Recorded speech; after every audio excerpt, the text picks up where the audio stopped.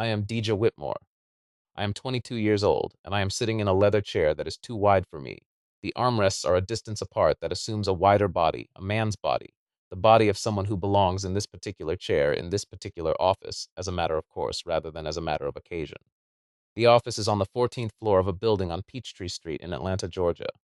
The chair faces a desk that is larger than it needs to be, because the desk is not primarily a work surface. It is a communication about the kind of person who sits behind it. And sitting behind it, across from me and my mother, is Marcus Reese. He is holding a pen toward me. It is a Montblanc, heavy, black barrel, gold nib, the kind of object that communicates wealth by communicating indifference to it. The pen of a man who keeps Montblancs the way other men keep ordinary pens, as an instrument rather than a statement, which is itself the most elegant kind of statement. He keeps it in a leather cup on the right side of his desk, alongside a second pen that appears to be a Parker, a small wooden bowl of business cards, and a glass paperweight that catches the afternoon light from the floor-to-ceiling windows and throws it in a narrow arc across the surface of the desk. The paperweight is amber. The business cards are cream stock with embossed lettering. The afternoon is September warm, that particular Atlanta warmth that feels like an apology for the summer that just ended. The air still heavy with the residual heat of August, but beginning, in the early mornings and the late evenings, to release. Marcus Reese bought the Mont Blanc for this purpose. Not for me specifically, but for moments like this one, for athletes like me, for the transaction about to take place dressed up in the language of partnership and future and trust. The Mont Blanc makes the signing feel like an arrival. You hold it and the weight says, "This is real, this counts, you are here." The gold nib says, "The thing you are doing is worth doing with gold." The Mont Blanc says nothing about Section 9.4 on page 9 of the 11-page contract currently spread on the desk between us. I do not know any of this yet. What I know is that my mother is sitting in the chair next to mine, her hands folded in her lap, wearing the yellow blazer she reserves for occasions that matter. She is 51 years old. She has worked for 18 years as a logistics supervisor at a distribution center in Forest Park. She drove us here this morning from Decatur in her 2019 Camry, which she had washed the afternoon before, because it was, she said, the appropriate thing to do before going somewhere like this. She ironed the yellow blazer last night while I watched something in the next room, and I could hear the press of the iron through the wall, the repeated strokes, the particular sound of steam releasing, the way she always does the collar 3 times because she wants it exactly right. My mother is a woman who believes in the significance of first impressions, in the importance of meeting the moment with the correct presentation. She grew up in Augusta, Georgia, the daughter of a machinist father and a schoolteacher mother who both believed in showing up to things correctly, on time, dressed appropriately, having done whatever preparation the situation required. My mother absorbed this belief and refined it and passed it to me over 22 years of ironed collars and correct presentations, and the specific faith of a woman who believed the world would reward precision if you brought enough of it to the right places. She looks at this office and this desk and this man, and what she thinks, I know because I know her, is this is the correct place for this occasion. The office is what an office of this kind should be. The man is professionally presented. The materials on the desk are in order. She is in the yellow blazer. The meeting is meeting her standard. Marcus Reese is 41 years old. I know this because I researched him in the 11 days between his card and his call, and again in the 3 weeks between his call and the dinner in Buckhead, and again in the 3 weeks between the dinner and today. 3 separate rounds of research, each one adding a layer. I know his age, his educational background, University of Florida Business Administration, no law degree, his NACSA certification number, the year he founded Reese Performance Management. I know the number of Olympic Games in which his clients have competed, 3 cycles, 6 athletes across them. I know the publications in which he has been quoted, 4 all positive, none investigative.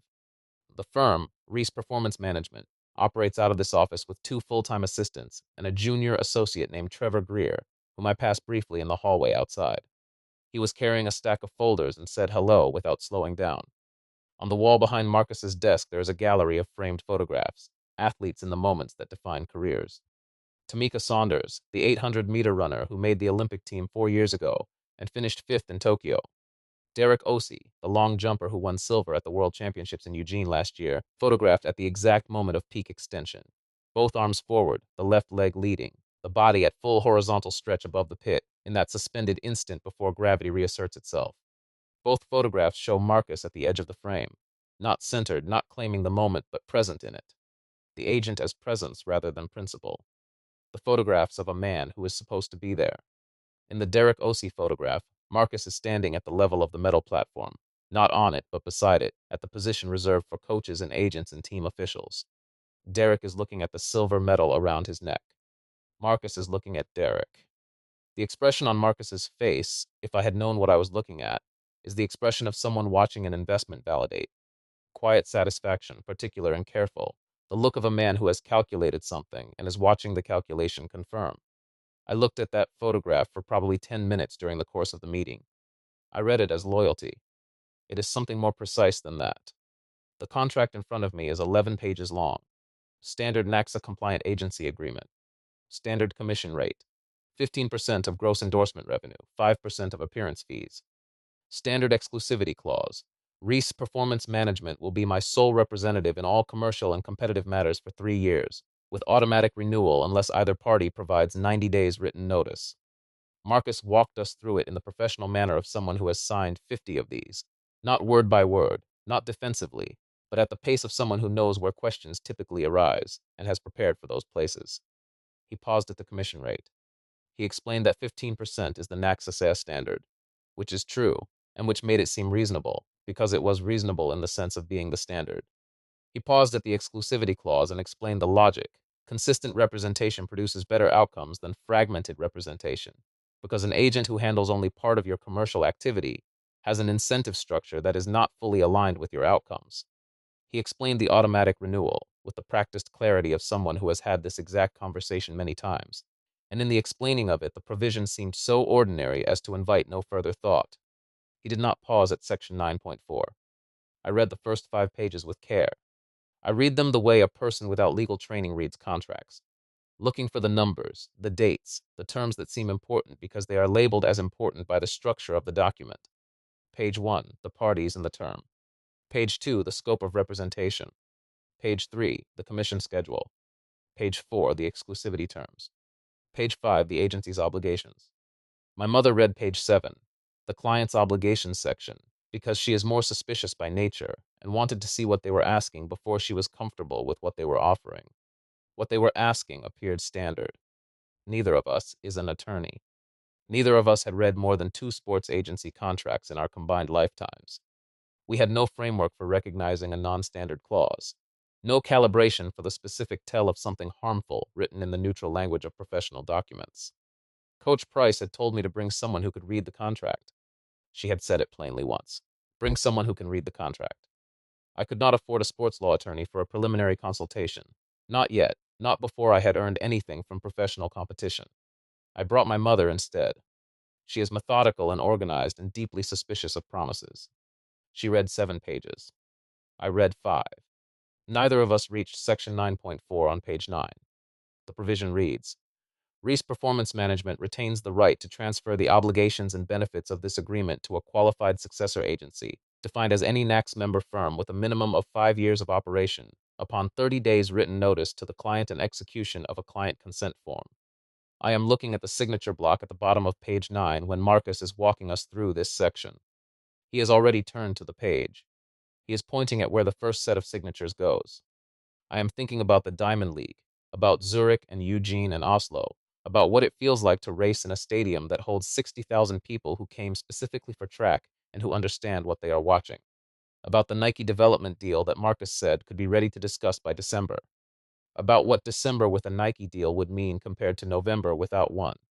The Montblanc is already in my hand. I sign. My actual name, the signature I have been practicing since I was 7 years old, and my mother put a pen in my hand and said, "Practice until it's yours." My signature has a particular shape. The capital D is always slightly larger than you expect it to be when you start it. A habit I developed at 15 when Coach Price told me to commit to the pen stroke the way you commit to a start block. Without hesitation, without pulling back at the moment of contact, with the full weight of intention. The Mont Blanc makes the signature feel heavier than usual. The gold nib drags slightly on the paper, and for a half second I am aware of the physical fact of what I am doing, the specific meeting of the instrument and the surface and my name.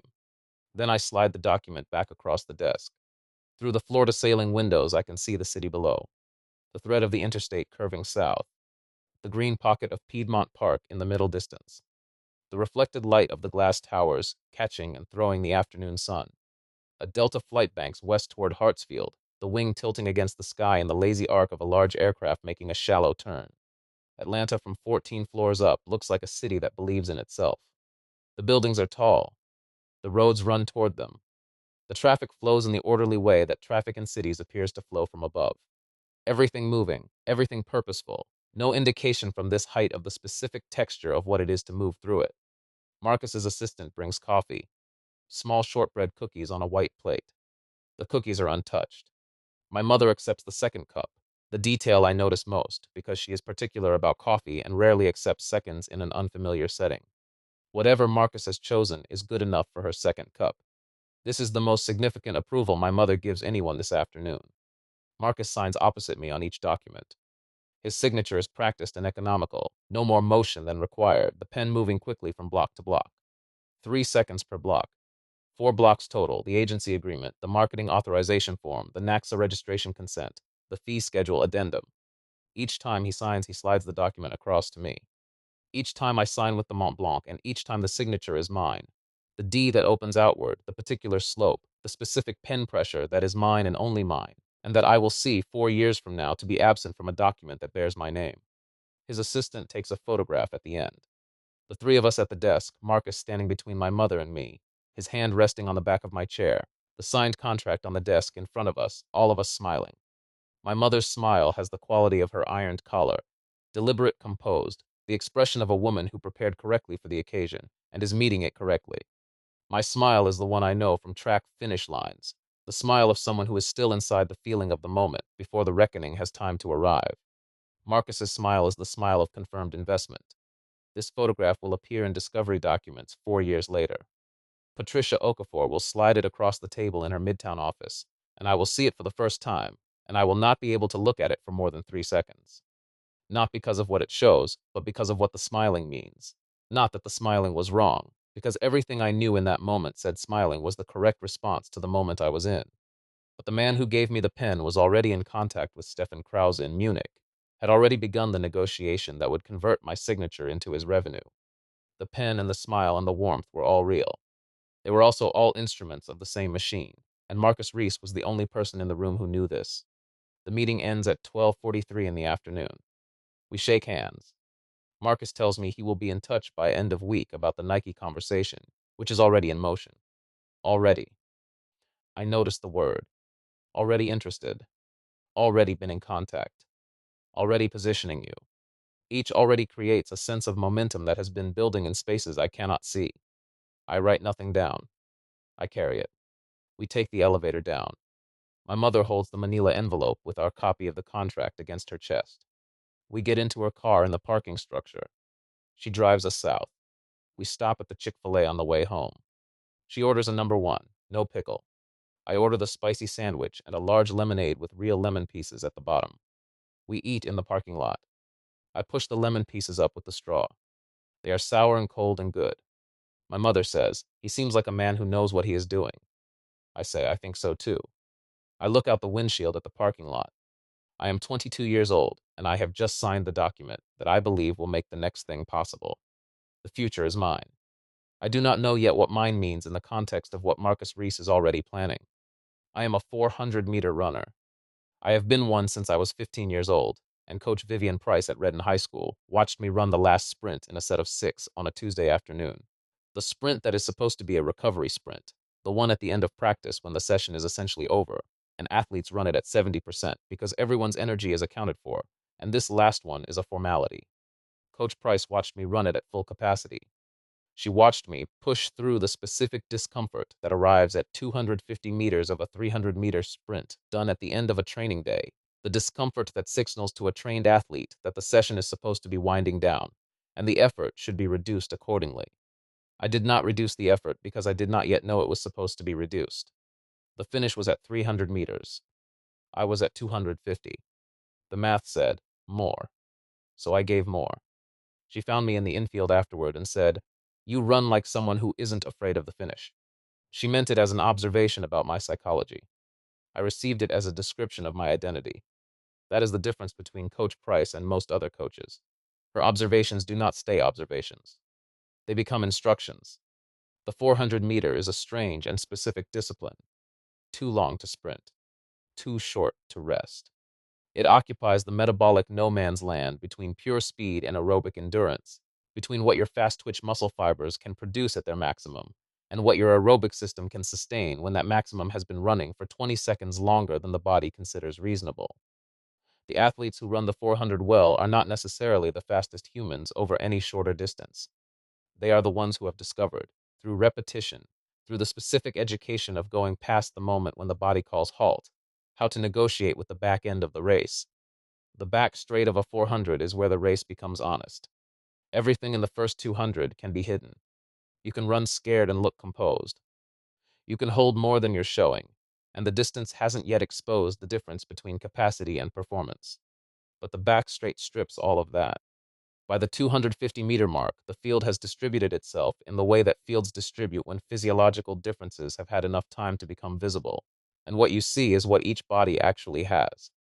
The final 100 meters is a negotiation, not a metaphorical one, a literal ongoing physiological argument between the speed you want and the fuel remaining, conducted at race pace, in real time, with the clock and the crowd and the field all simultaneously pressing.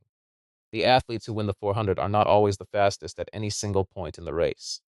They are the ones who have been in this negotiation enough times that the answer comes not from decision but from training, because by the final 100 there is no cognitive will left to will things with. There is only the body and the accumulated answer it has practiced giving. I discovered this at 15. I ran 56.1 in borrowed spikes at the county meet and felt at the 250-meter mark of that first competitive 400 the specific sensation of the race trying to stop me. I had not been told this was supposed to stop me. The finish was at 300 meters, and I was at 250, and I ran through it because the math required it. Coach Price found me in the infield afterward and said, "Okay, one word." That is her vocabulary of maximum approval. It is complete, as stated. Sophomore year at Reedon, 55.3. Junior year, 53.1. Third fastest high school junior 400 in Georgia that season, qualified for state. At the state meet, I ran 52.8 in the semifinal and 52.4 in the final, second place behind Tanya Bridges from Valdosta, who ran 52.0. Smooth, even split, the performance of a runner 2 years ahead of me in the discipline's specific demands. I tracked Tanya's career because she set the exact standard I had to exceed. She ran 51.6 as a senior and 50.9 as a college freshman, and then something happened to her hamstring. Partial tear, imperfect repair, a compensation pattern that cost her a tenth per year until she retired at 19. When she stopped running, I felt not relief but the removal of a fixed reference point. The standard had to become internal. Senior year at Redan, 50.8. Fastest high school 400 in Georgia that year, sixth fastest in the country, and Georgia Tech offered a full scholarship. I accepted it, which is to say the speed converted into education and education into the next stage. At Georgia Tech, the real work began. Coach Price had taken the head coaching position at Tech 2 years before my senior year at Reedon, following the talent in the direction it was pointing. Upward, she would say, without elaborating, because the direction was visible. She does not give compliments without converting them into tasks. Sophomore year at Tech, I ran 49.9 in a dual meet against North Carolina, my first sub-negative 50 in competition, and Coach Price met me in the infield and said, "That was a very good race." Then she paused. She said, "What was your 200 split?" I said, 23.5. She said, "That's the problem. 23.5 was too fast in the first half by half a second. It cost me the back straight. It's why I ran 49.9 instead of 49.5, because 49.5 was the planned outcome based on the split she had given me." We spent the next 40 minutes doing tempo work in the dark. This is how Coach Price communicates that a lesson needs to be absorbed immediately rather than at the next scheduled session. Junior year at the NCAA Championships, 49.71, second place by 8 hundredths of a second. I remember the 8 hundredths not as a number, but as a physical sensation. The specific texture of being close enough that the difference is invisible to the naked eye, visible only to the photo finish camera, only to the milliseconds of the electronic display. 8 hundredths of a second distributed across the final steps of a 400 is a power output asymmetry of approximately 1%. I thought about 1% every morning for 12 months. I ran more tempo work. I built the back straight by running it until it was not where I died, but where I ran. Senior year at the SEC Championships, 49.51. For the first time in competition, I felt the race as mine in the sense that musicians describe a piece after playing it so many times that the mechanics disappear and what remains is pure expression. The sprint was inside me the way it should be when the work has been sufficient, and the race is the test of the work, and the test confirms the work was sufficient. I won.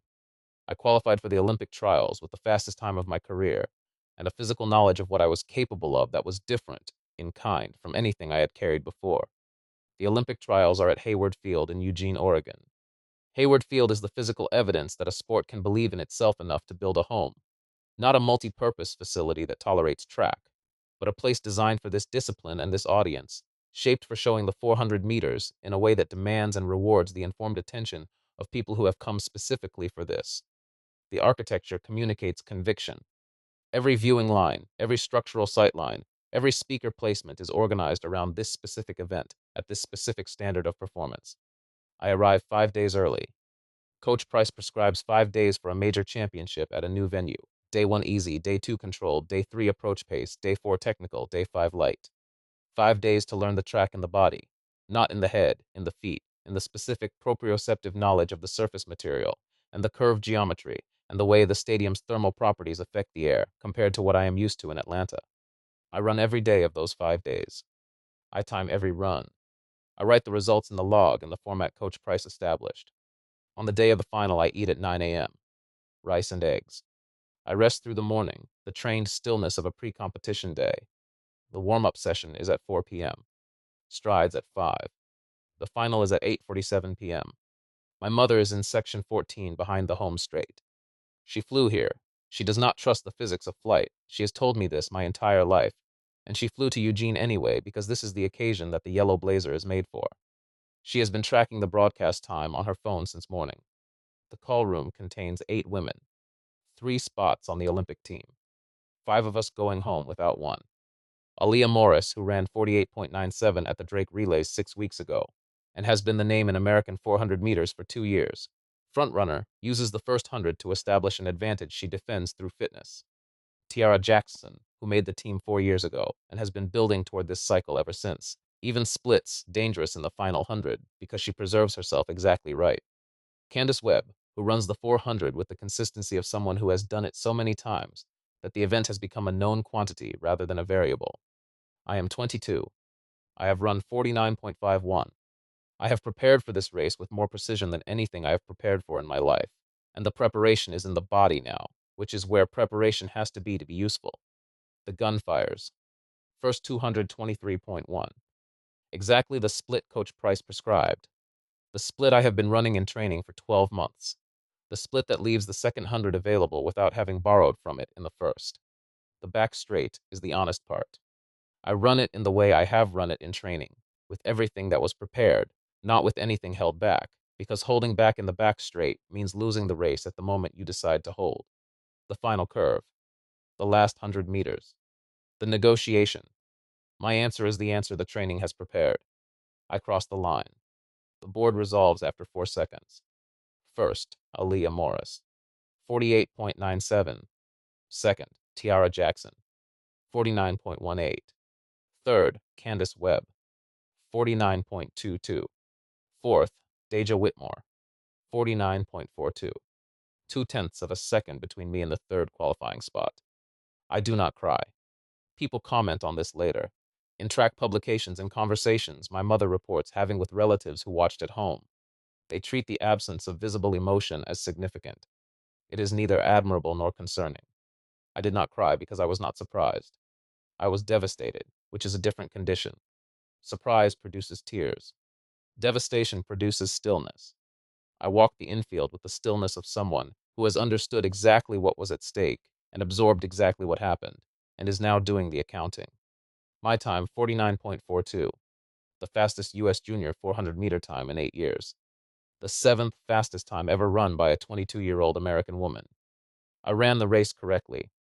I ran 49.42. I did not make the Olympic team. Both of these things are completely, equally true. Neither cancels the other. The cool down takes 25 minutes. The meet continues around me with the momentum of a machine that does not pause for individual results. I jog and walk and do the muscle work that prevents the post-race stiffening, the hamstring stretches, the quad releases, the hip flexor work that Coach Price built into the post-race protocol over 6 years of refinement. The stadium continues filling and emptying with the ordinary momentum of an event that had 8 other races to host that evening and several more the next day. 2 venues over, in the practice area behind the East Grandstand, Aaliyah Morris is being interviewed by the broadcast team with a flag around her shoulders. She made the team. She ran 48.97. The difference between her evening and mine is 0.2 of a second distributed across 49 seconds of running, and the difference in outcome is categorical. She is going to the Olympics, and I am going home. My mother finds me at the warm-up track. She has navigated the stadium's corridors from Section 14 to the athlete area with the navigational certainty she brings to every logistical task. She is wearing the yellow blazer. She looks at me and she does not say anything for approximately 4 seconds, the 4 seconds of a mother who has watched her daughter lose the biggest race of her life and is calibrating the correct response.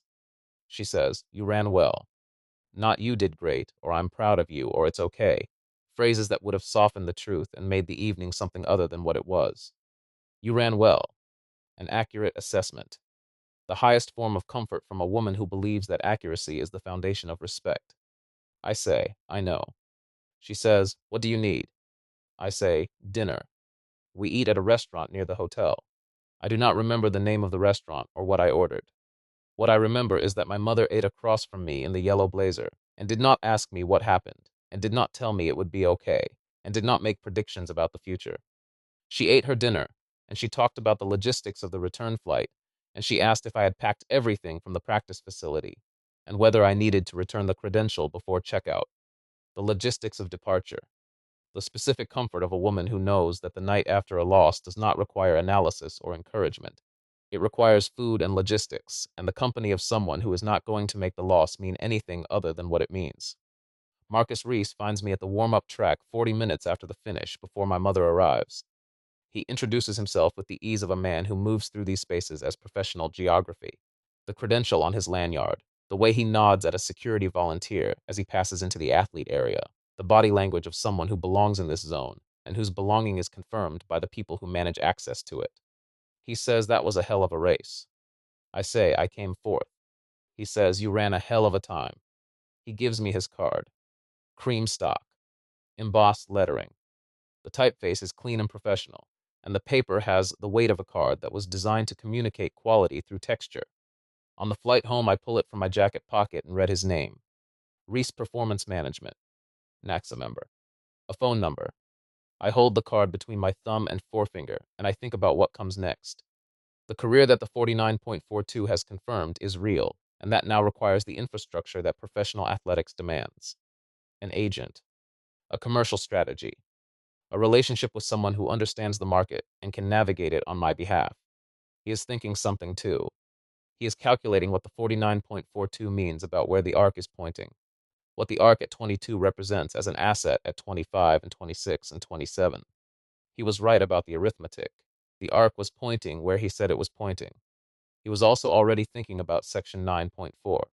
Marcus Reese calls 11 days after the trials. In those 11 days, I run every morning at the Georgia Tech track. The gate on the south side, which Coach Price's key opens. 5:30 a.m., the facility empty, the mercury lamps giving the stadium a blue-white institutional light that goes flat at 6:30 when the natural light overtakes it.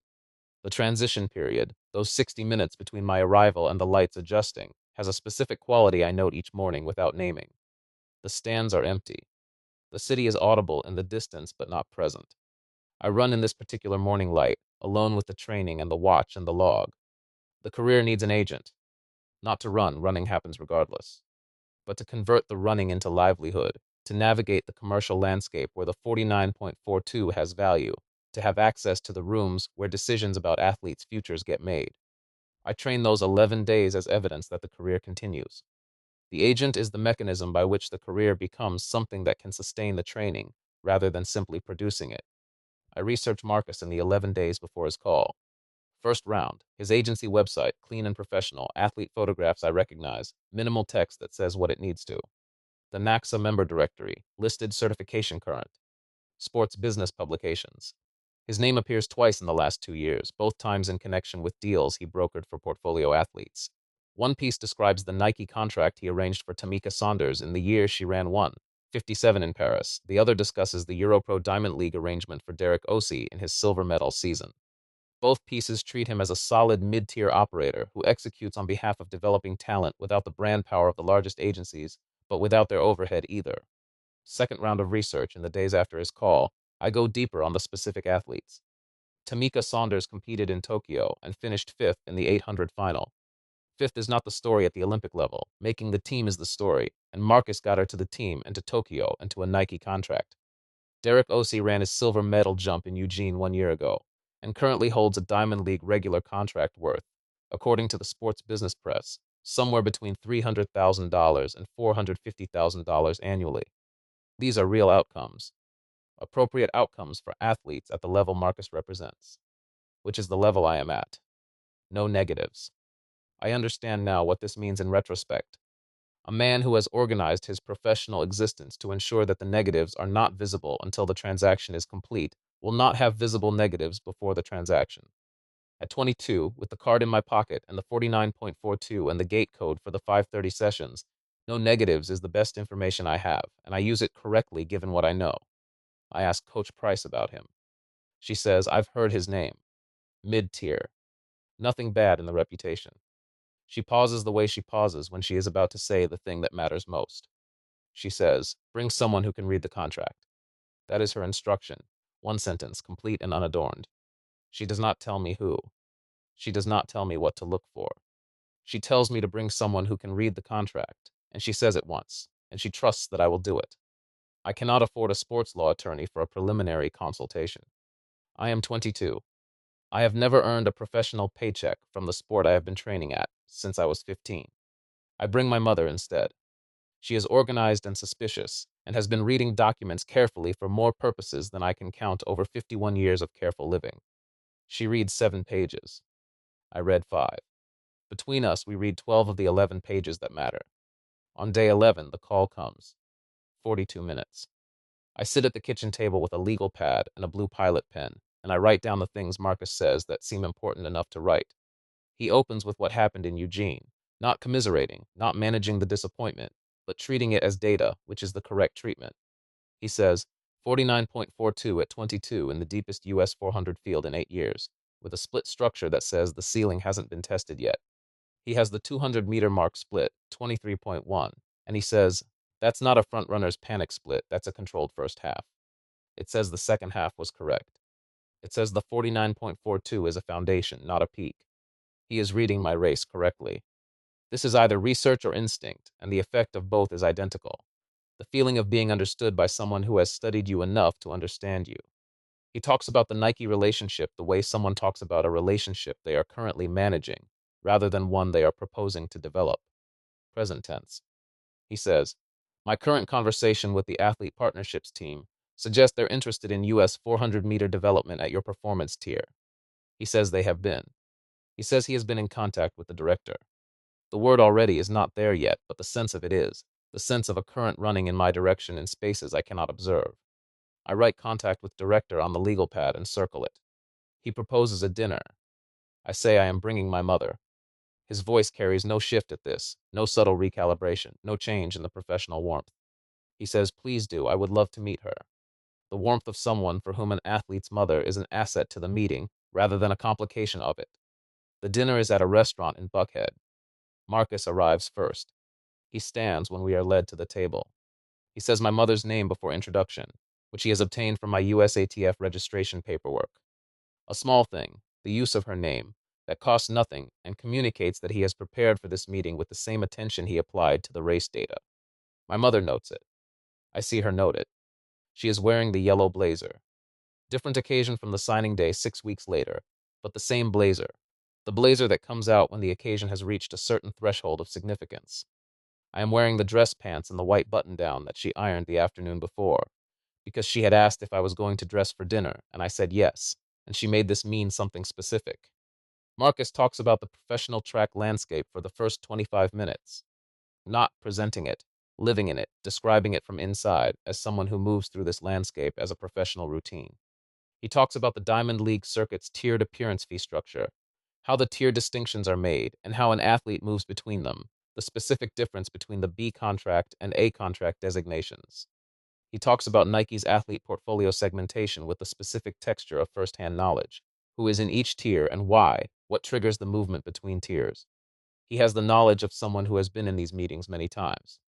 I am listening to someone who has been in these meetings. My mother asks questions at the natural pauses. She does not ask the soft questions, the ones that make the person being asked feel comfortable. She asks about commission rate. He explains it cleanly. 15% of gross endorsement revenue is the NACSA standard. She asks about termination provisions. He explains, either party can terminate with 90 days written notice after the initial 3-year term. She asks about force majeure, about what happens if injury interrupts the career. He explains the relevant provision and its practical implications. Her face during these answers, the neutral face of someone holding information without yet deciding what to do with it. 4 nods over dinner. 5 neutral face moments that mean the information is still being processed. At the end of the dinner, he produces the 6-month plan, 1-page, lettered bullet points, organized in 3 sections: immediate, medium term, long term. Each section has a specific target, a specific timeline, and a specific action he commits to. Not a vision statement, a plan. My mother reads it in 2 minutes and 43 seconds. She turns it over to confirm the back is blank. She folds it. She puts it in her purse. She says, "This seems in order." 3 weeks later, the Montblanc. The months after the signing have the quality of a plan performing correctly. Marcus arranges 3 Diamond League qualification appearances, as the plan indicated: Monaco in July, Oslo in August, Stockholm in September. The fees arrive within the contractual payment window. He calls after each race. After Monaco, I run 49.38 in steamy July heat, 5th place in the field, the conditions slower than the flat times suggest. He calls that evening. He says the timing is exactly where we want to be in July.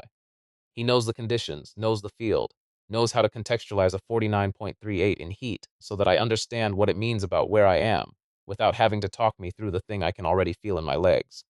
After Oslo, I run 49.31 in near ideal conditions, a light tailwind within the legal threshold, the track fast. 4th place. He calls before I am out of the warm down. He says Nike is watching. I have been in contact with the director of athlete partnerships. She is reviewing your competitive data. Materials will be with her by end of month. The confidence is absolute. Not the confidence of someone performing certainty, the confidence of someone who has made the calls and is reporting their status accurately. After Stockholm, I run 49.18, personal best, the fastest I have ever run in competition, in a field that included 2 women who competed at the Tokyo Olympics, in conditions that were exactly right. Cool September evening, a stadium that understands what it is watching. 4th place in the field, 2nd fastest U.S. time of the outdoor season. The number sits in my body differently than any number has since the trials.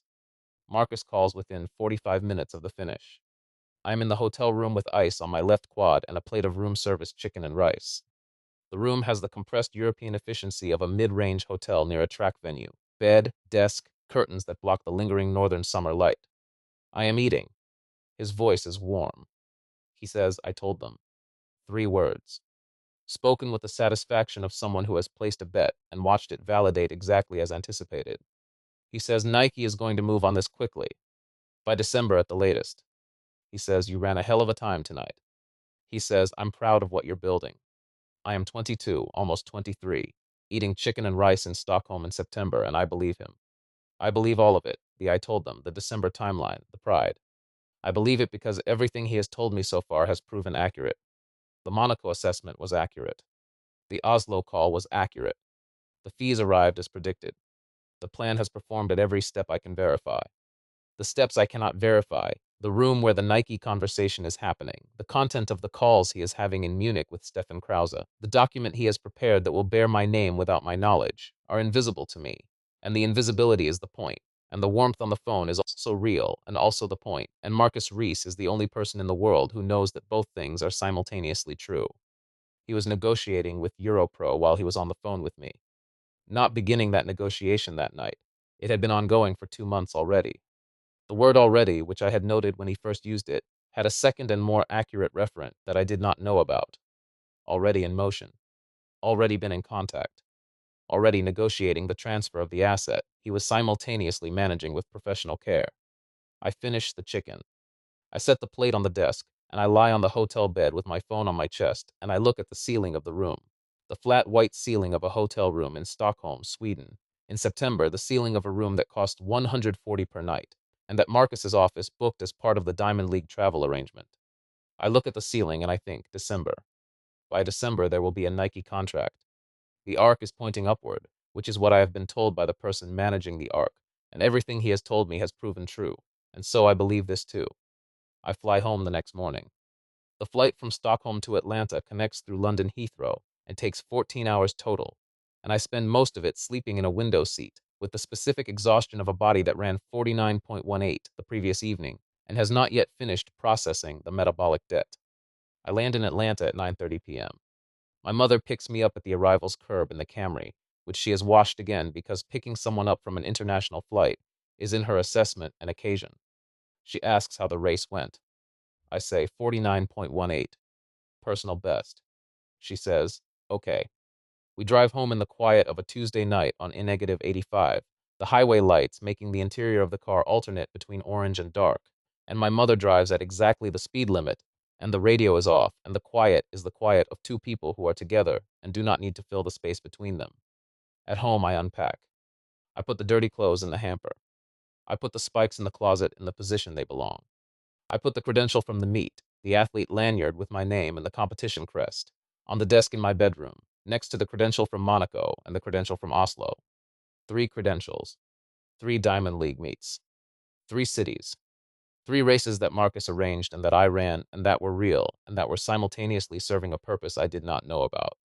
I brush my teeth. I set the alarm for 5:15. I go to sleep. October passes with 2 calls from Marcus, one to confirm a December Nike meeting that will not happen, one to discuss the indoor season schedule. Both calls are warm and professional, and accurate about everything I can verify, and inaccurate about everything I cannot. November passes with a Thanksgiving dinner at my mother's table. Just us, the turkey she has made since I was 8, the cornbread dressing from her mother's recipe, the cranberry sauce from a can, because she has never pretended that homemade cranberry sauce is better and she is correct. At dinner, she asks about the Nike timeline, and I say Marcus says December. She says, okay. The okay this time carries a quality I do not identify until later. The okay of a woman who has noted that a timeline has been pushed twice and who is filing this information without comment because the comment would be premature and she does not make premature comments. December passes without a Nike contract. January passes with a conversation about approval cycles. February comes with the silence that is the first sign. The first sign is absence. It is January. 91 days since Stockholm. The Nike advance, $340,000, development contract advance, which Marcus has been describing for 3 months as arriving by year's end, has not arrived. I check the athlete disbursement account on the first Monday of January the way I check it every Monday, at the kitchen table on my phone with coffee before the 5:30 training session. The account balance has not changed since November. I call Marcus. He picks up on the third ring. His voice has the warmth it always has, the specific calibrated warmth of a man who is managing a situation, which is what you want your agent to do. You want them to manage situations. You do not immediately know that the situation being managed is you. He says, marketing department approval cycle. He says, corporate timelines are long at this stage of the fiscal year. He says, give it 2 more weeks. The contract team is on holiday schedule. Every sentence has the structure of a reasonable explanation. Every sentence is something I can verify only by asking him, which means every sentence is self-referential. The information about the situation comes from the person whose behavior the information is supposed to explain. I give it 2 more weeks. I train. I run my sessions. I write the results in the training log. I wait for the account to change. February. The Stockholm Diamond League appearance fees, contractually required within 30 days of the event date per the Diamond League standard commercial terms, have not appeared in the athlete disbursement account. Stockholm was in September. 30 days from September is October. It is now February. The account has not changed since November, and November was the last time anything moved in it, and what moved in November was a small residual from the Oslo appearance that arrived late. I check the account on the first Monday of February. Nothing. I check it again on Tuesday, because I think perhaps I have made an error in reading the display. I have not made an error. The account has not changed. I email Marcus at 9:15 on a Thursday morning. I structure the email in 3 parts because I have learned from Coach Price that structured communication produces clearer accountability than unstructured communication. 1. The outstanding Stockholm disbursement with the contractual payment deadline noted. 2. The Nike contract status with a request for the current timeline. 3. The schedule for the current competitive season, which should include the indoor circuit and the spring Diamond League qualifiers. I ask for responses on all 3 points by end of business Friday. I write the email in the specific professional register I have learned produces the best results. Neither confrontational nor soft, neither emotional nor clinical. The register of someone who is asking for information they have a right to receive, and who expects to receive it on the timeline they have specified. No response Thursday. No response Friday. No response over the weekend. I call his office Monday morning at 9:05. His assistant says he is traveling internationally, not reachable until next week. The assistant's voice has a quality I notice immediately and can identify only later. Not nervousness, but the careful evenness of someone maintaining a specific script with precision. A flatness different from the professional flatness of a person doing their job normally. The difference is small.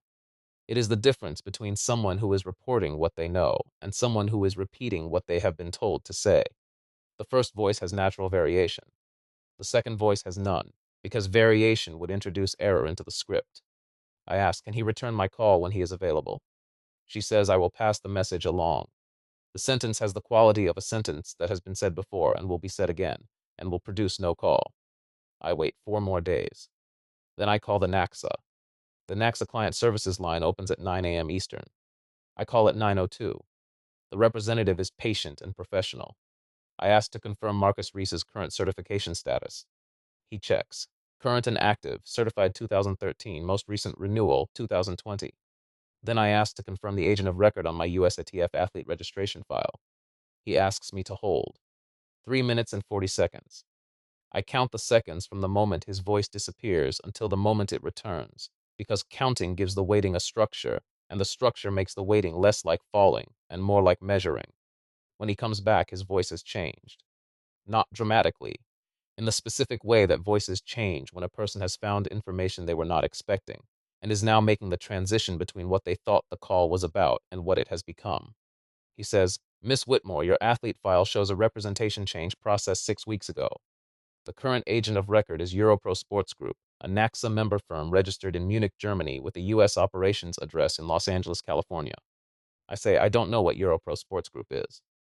He says, the file shows a signed client consent form for the representation transfer submitted by the transferring agency 6 weeks ago and processed by our compliance division on that date. I say I did not sign a consent form. There is a pause.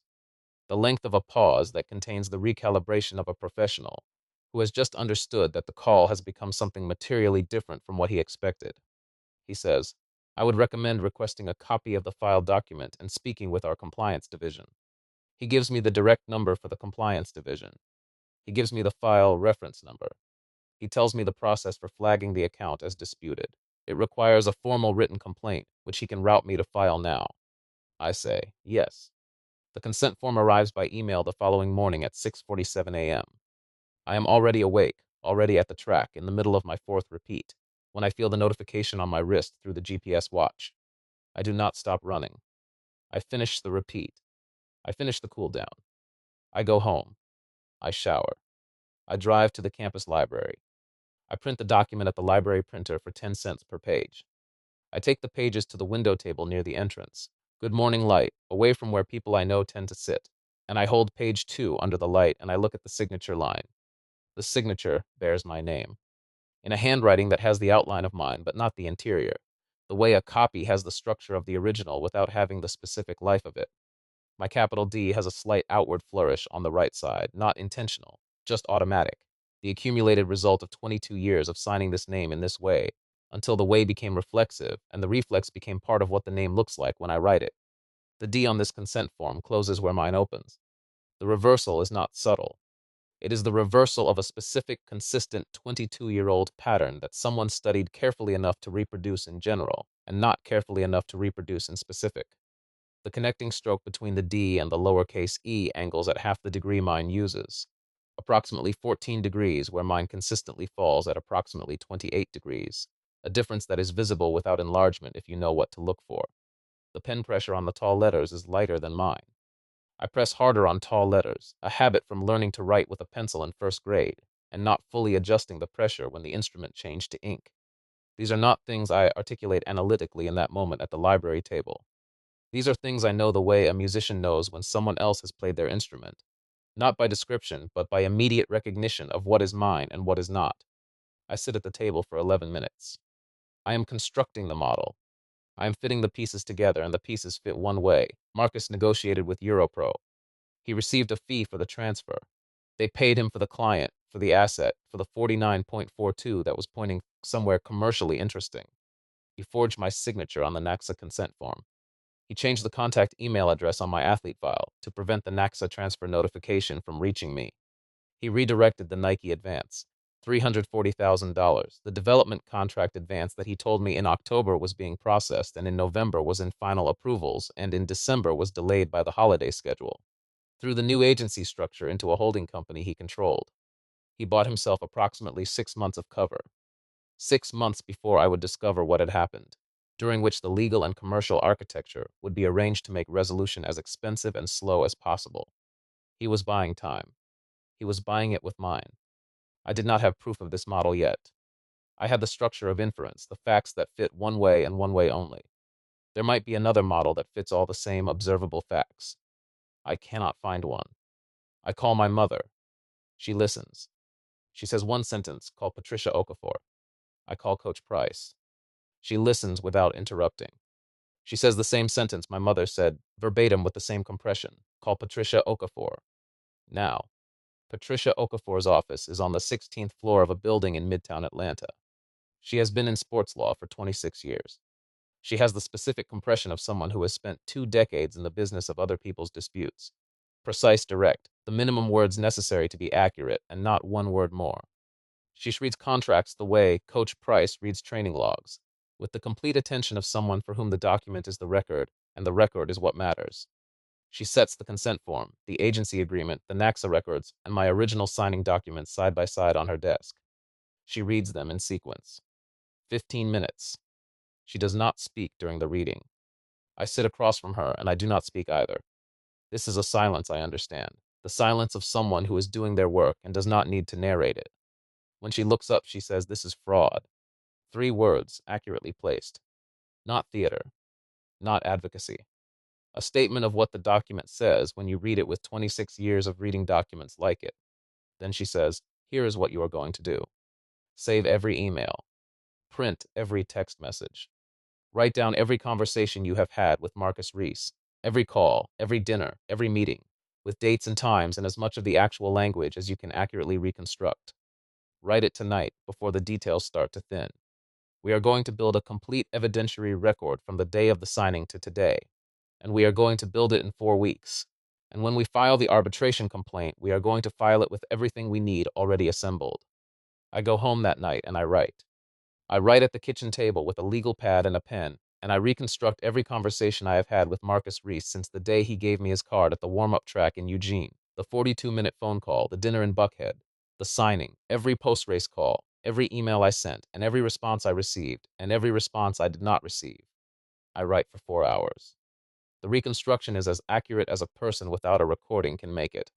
Some things I remember with precision: the specific words he used on the Stockholm call, the specific sentence my mother said after the dinner. Some things I remember as impression rather than transcript. I note which is which. Through the discovery process, which begins 6 months later when Europro's attorneys produce their responsive documents under the AAA's standard commercial discovery rules, I learned the full architecture of what Marcus built. Apex Performance LLC, incorporated in Delaware 14 months before I signed the agency agreement. The certificate of incorporation is a public record, accessible through Delaware's Division of Corporations online portal. Sole incorporator and sole director Marcus James Reese. The company was formed on June 12, 14 months before the September afternoon, when I sat in the leather chair and signed my name with the Montblanc. The receiving structure existed before the asset was identified. I was one item in a process that had been designed before he ever saw me run 49.42. The process was waiting for an athlete to put into it. I was the athlete he found. The Europro referral fee, $180,000. Stefan Krause, Europro's managing director, authorized the wire transfer on the same day the NACSA consent form was stamped as received in the Compliance Division's electronic filing system. The same day. Not the next day or the following week, the same day. This is the timing of a completed transaction. The deliverable was the signed consent form. The payment arrived when the deliverable was confirmed. The Nike advance, $340,000, dispersed from Nike's athlete endorsement account on November 8, routed to Europro's U.S. operating account, transferred to a holding account at a different financial institution, transferred 22 days later, November 30, to Apex Performance LLC's Delaware account. Every step documented. Every wire transfer authorized with paperwork that the discovery process produced. Not 1 cent of the $340,000 was ever transmitted to me in any form. The Europro internal emails, produced through international arbitration discovery protocols, Europro's German counsel complying under the applicable rules, reveal the negotiation timeline. The email thread between Stefan Krause and Marcus Reese begins in September, 5 months before Marcus stopped returning my calls. The thread is professional, organized, the correspondence of two men conducting a business transaction with full awareness of what they are transacting. The earliest email discusses my performance data. A later one discusses the transfer mechanism under Section 9.4. A later one discusses the fee structure. The final exchange in the thread, Stefan Krause writes, "What is the client's current engagement status? Does she know about this conversation?" Marcus Reese replies, "She doesn't know about this conversation. She won't be a problem. She won't be a problem." Those 4 words contain the complete explanation of the warmth. The dinners, the calls, after each race, the "I told them," the December by the latest. All of it was the management of an asset being prepared for transfer. The warmth was real in the sense that it was effective. It was also a mechanism. Marcus Reese could hold both of these things, the genuine warmth and the simultaneous betrayal, and express only one of them at a time. That is a specific and unusual capacity. He built his professional practice around it. He remained exactly where he was after I filed the arbitration complaint. His website stayed up. His NACSA certification stayed current. He had other clients whose careers continued without disruption. The world that held him in professional regard did not yet know about the Delaware corporate registry, or the forensic handwriting comparison, or the email thread with Stefan Krause. His attorneys, the two from the Buckhead firm, had every financial incentive to extend the arbitration timeline as long as possible. Every month the dispute continued was another month of my professional prime, moving from the future into the past. Another month the damages calculation decreased because the peak years were moving further behind me. Time was his ally. Every day the case dragged was a day my career lost value. He bought time. He bought it with mine. The silence lasts 3 years. Silence is not the right word for what it actually is, which is the absence of the arena, the professional space where the thing I do is recognized by a system that records and converts it. Everything else continues. I train. I work. I study. I pursue the legal case through the specific rhythm of Patricia's strategy and my own growing understanding of the system. What is absent is the conversion, the mechanism by which the body's work becomes a time in a database, a ranking in a system, a commercial conversation that has value in the world where value is expressed in contracts and appearance fees and endorsement portfolios. I am 23, then 24, then 25. 3 years of professional prime. 3 years of the body doing what the body does when it has been trained since 15 to do one thing at an exceptional level. The body does not know that the arena is closed. The body knows training and recovery and the specific metabolic signature of a 400-meter run, and the way the back straight feels when you have run it 10,000 times, and the way the final 100 feels when the answer you have been trained to give at the 300-meter mark is the only answer the body knows how to give. The body does not read NACSA dispute notices. The body runs. The training continues because stopping would mean conceding something I am not prepared to concede. More than that, stopping would mean accepting that the fence Marcus built around the arena also extends to the track itself, and it does not. The track is available at 5:30 through the south gate with Coach Price's key. What is in me regardless of what is or is not in the official record. The official record is a system. I am not a system. I am the body that runs. The mornings have a specific quality that I will carry for the rest of my life as the sensory record of what the 3 years looked and felt like from inside. Mercury lamp blue-white until 6:30 when the facility timer adjusts and the natural light begins to come in from the east over the stadium lip, a 60-minute transition period between the commercial blue-white and the morning gray that has a quality I can recognize but cannot quite name. It is the quality of a space built for audience that has none. The stands are completely empty. The lane markings are visible in the blue-white light, in the way lane markings are always visible, precise, functional. The same geometry they would have if 60,000 people were watching. The track does not know it is empty. The track is what it is. I run on it, and it is what it is under my spikes, and the times I produce on it are what they are regardless of who is or is not watching. Coach Price appears 2 or 3 mornings per week. She arrives at 6:15 with the clipboard and the training log, which I keep in the format she established. Date, conditions, distance, reps, splits, notes. She reads the previous sessions in the order they appear. She annotates in pencil, never pen, because her annotations are provisional until the next session confirms them. Most of her annotations are numbers. The target split the session fell short of by some margin. Sometimes a word, good. Sometimes nothing, which means the session produced what it should, and there is nothing to add, because adding would only dilute what has already been communicated by the silence. She does not treat these sessions as accommodation or charity or the management of a difficult situation. She treats them as the actual professional training of an actual professional athlete whose career is currently enclosed in a legal dispute, which is a condition of the career's present moment and not a condition of the athlete. She raises training volume in fall because fall is when volume should be raised. She raises intensity in spring because spring is when intensity should be raised. She adds technical sessions targeting specific weaknesses, the curve transition, the back straight mechanics in the final 100, the physiological negotiation at the 300-meter mark. The sessions get harder as the years pass, which is not what you might expect of training without competition, but is what happens when a coach is building an arc towards something rather than maintaining a holding pattern. Coach Price is building. She has not stopped building because the arena closed. She has continued building because the athlete has continued developing, and the development requires response. In February of the second year, I run 49.06 in a solo session. Cold morning, track slightly damp from rain the previous evening. Alone with the stopwatch. The specific solitude of a training session where the only measurement is internal. The stopwatch on the wrist, the split at 200. The body's accounting of what has been spent and what remains. I run the full 400 at maximal effort, and I stand at the finish with my hands on my knees and the breath coming from the very bottom of the lungs, involuntary and deep, the way breathing goes when you have actually used what you had. The stopwatch says 49.06. I write it in the training log, February 14, cold damp solo 49.06. Coach Price reads it when she arrives 40 minutes later. She writes something on her clipboard. She looks at me. She says, write it down carefully. I say I already have. She says, good. In March of the second year, I run 48.97. This is the fastest time I have ever run. Faster than the 49.42 at the Olympic trials. Faster than the 49.18 in Stockholm. Faster than anything in my official competitive record.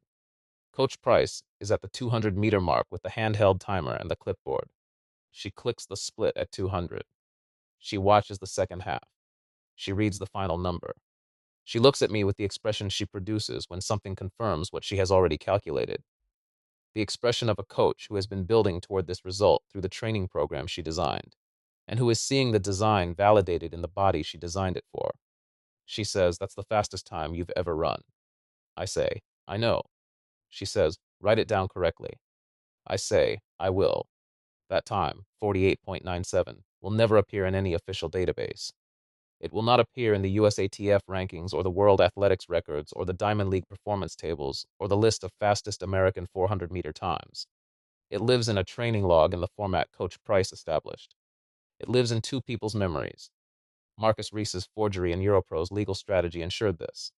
The fence around the arena extended into the record books, and the fastest time I ran during 3 years of professional prime will be an unofficial mark in an empty stadium, witnessed by one woman with a clipboard and no certifying authority, written in pencil in a log that no performance database will ever index. The job at Peak Performance, a sporting goods store in Avondale Estates, 12 minutes from Decatur on a good day, is 4 shifts per week. I sell running shoes and athletic gear to people who have decided that running matters to them. Beginners who have just started, returners who ran in high school and are coming back at 35 or 40, recreational athletes who run for the experience of running rather than for the competitive results, 1 or 2 genuinely competitive amateur runners who come in knowing what they want and use me to confirm their instinct. I take their questions seriously. After 13 years of thinking about the relationship between a body and the surface under it, the specific mechanics of propulsion, the role of shoe geometry in injury prevention, the difference between a training flat and a racing spike and everything between, I have something genuine to offer here. The father who runs 5Ks with his 11-year-old daughter needs a shoe that accommodates different pace needs. His training pace and her sprinting and walking pace are not the same shoe, and if they try to match, they will both be uncomfortable. The retired teacher starting to jog at 62 needs a stability structure that supports the specific pronation pattern of a person who has not run in 40 years and whose feet have adapted to standing and walking rather than running. The woman worried about her knees needs a motion control structure and a conversation about her running surface and a referral to the sports medicine clinic 2 blocks from the store. The high school sprinter whose parents want to spend $400 needs $95 of shoe. And this is a conversation I have carefully and completely with all three of them, because the $400 shoe is not 3 times better for a high school sprinter. It is designed for a different purpose. I am better at this job than I expected. Not technically, the technical knowledge was always there, but there is something I did not expect in the quality of caring about a beginner's relationship with the sport. The teacher who wants to run at 62 without pain. The daughter who wants to keep up with her father. The woman who has decided that running is going to be her thing and wants to start correctly. These are real things, and they deserve the full attention of a person who has spent 13 years learning what shoes do to a body. The help is real. I did not expect this, and I am grateful for it. My mother makes dinner on training days. Rice and chicken and okra, the correct proteins and carbohydrates for recovery, which she has researched without announcing that she researched it. The portions are calibrated. The food is there when I get home from the evening reading session, still warm because she has timed the cooking to my arrival. She does not ask when the case will be resolved. She stopped asking questions whose answers I cannot usefully provide, and she did this without announcing that she was stopping, the way she does everything, without announcement, with precision. The evenings are for the Auburn Avenue Research Library on African American Culture and History, a Carnegie-era building on Auburn Avenue in the Sweet Auburn neighborhood, 2 blocks from Ebenezer Baptist Church, in one of the oldest black neighborhoods in Atlanta.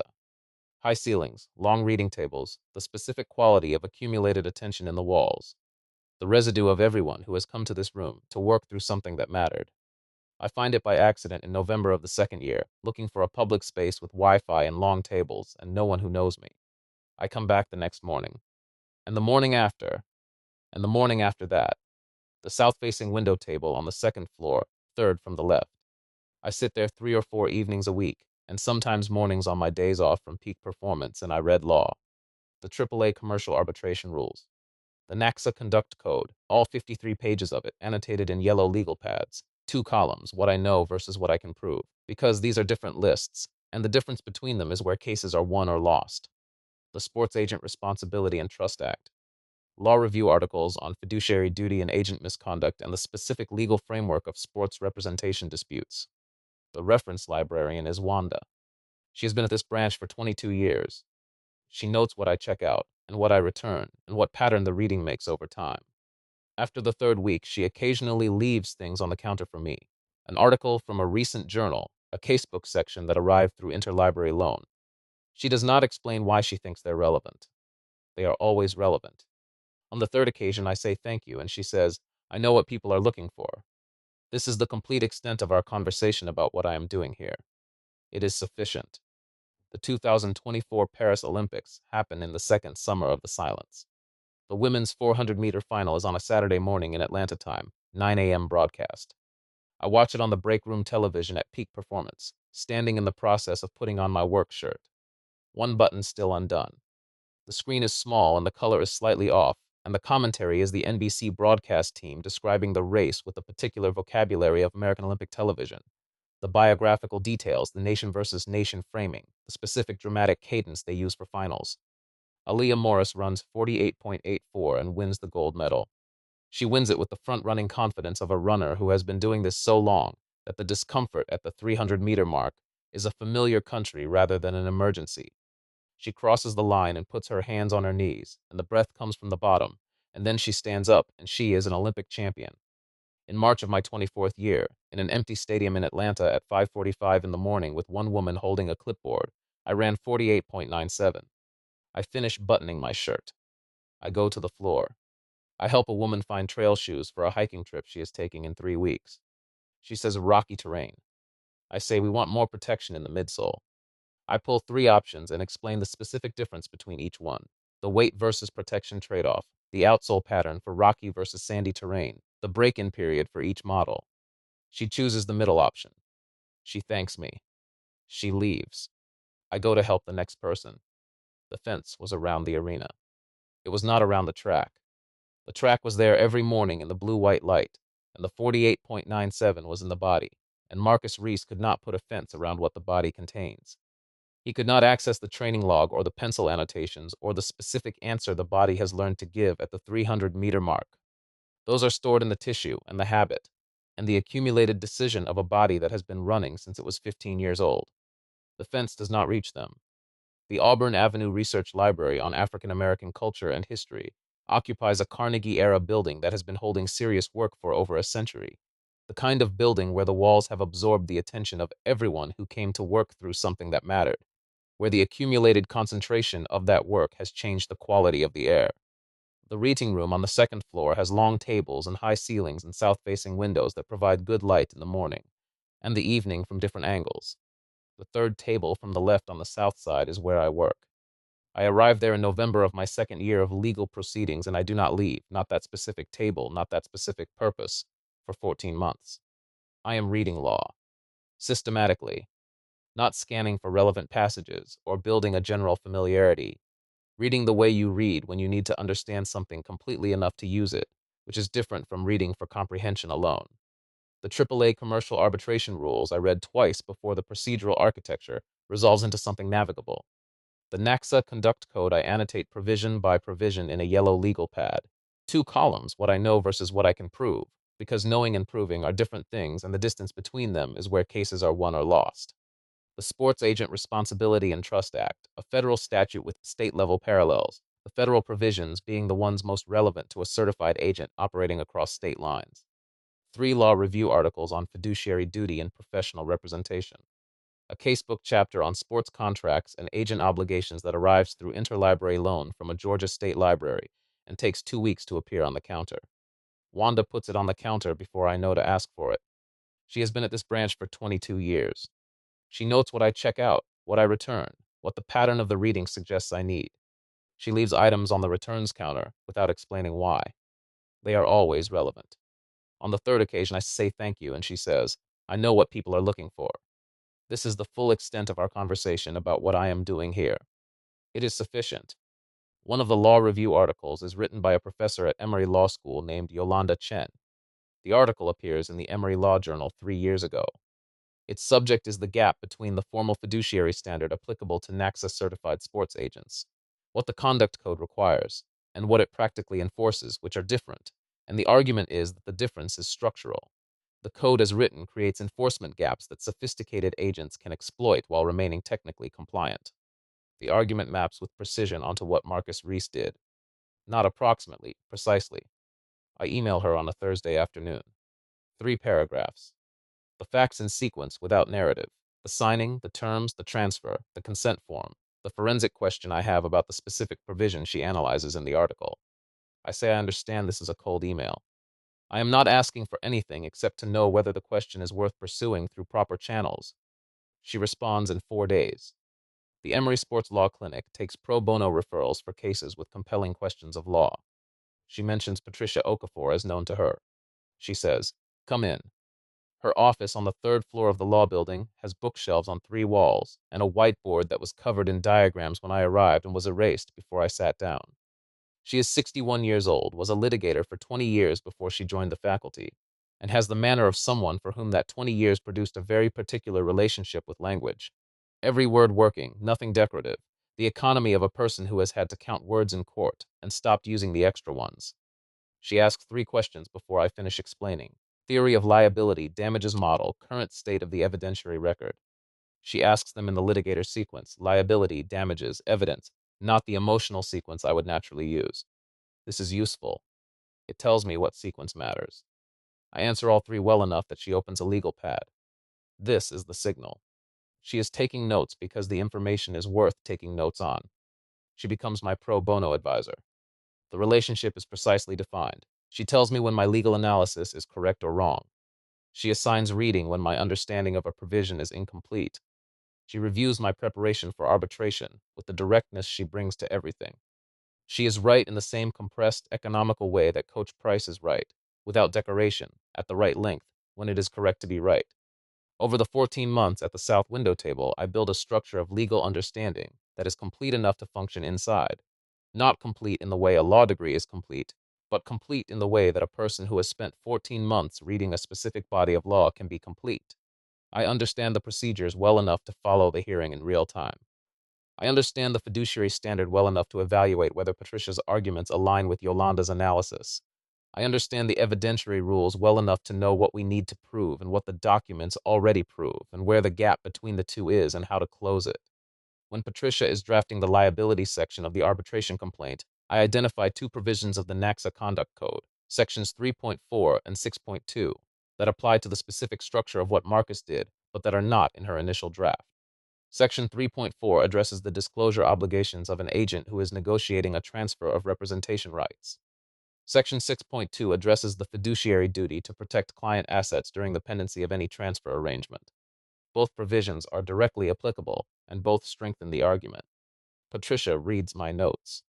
She adds both provisions. Yolanda reviews them and confirms they belong. The liability section is stronger for it. I have contributed something real to the legal strategy from a library table on Auburn Avenue, and the contribution is not decorative. It changes the shape of the complaint in a way that improves it. The NACSA certification exam. I find the application on the NACSA website while cross-referencing the certification requirements with the conduct code in a session at the library table. The application page describes the eligibility requirements. 4-year college degree from an accredited institution, clean background check, $225 examination fee. The exam covers federal and state sports agent regulations, the NACSA Conduct Code in its entirety, contract law basics applicable to athlete representation, dispute resolution procedures, and athlete representation ethics. The testing window is 90 minutes, available at approved testing centers or via remote proctoring. I read the list of exam topics and I recognize everyone. Federal regulations. I have read the Sports Agent Responsibility and Trust Act in full and annotated it in the yellow legal pad. State regulations. I have read the Georgia Sports Agent Act and the California equivalent because Europro has a U.S. operations address in Los Angeles.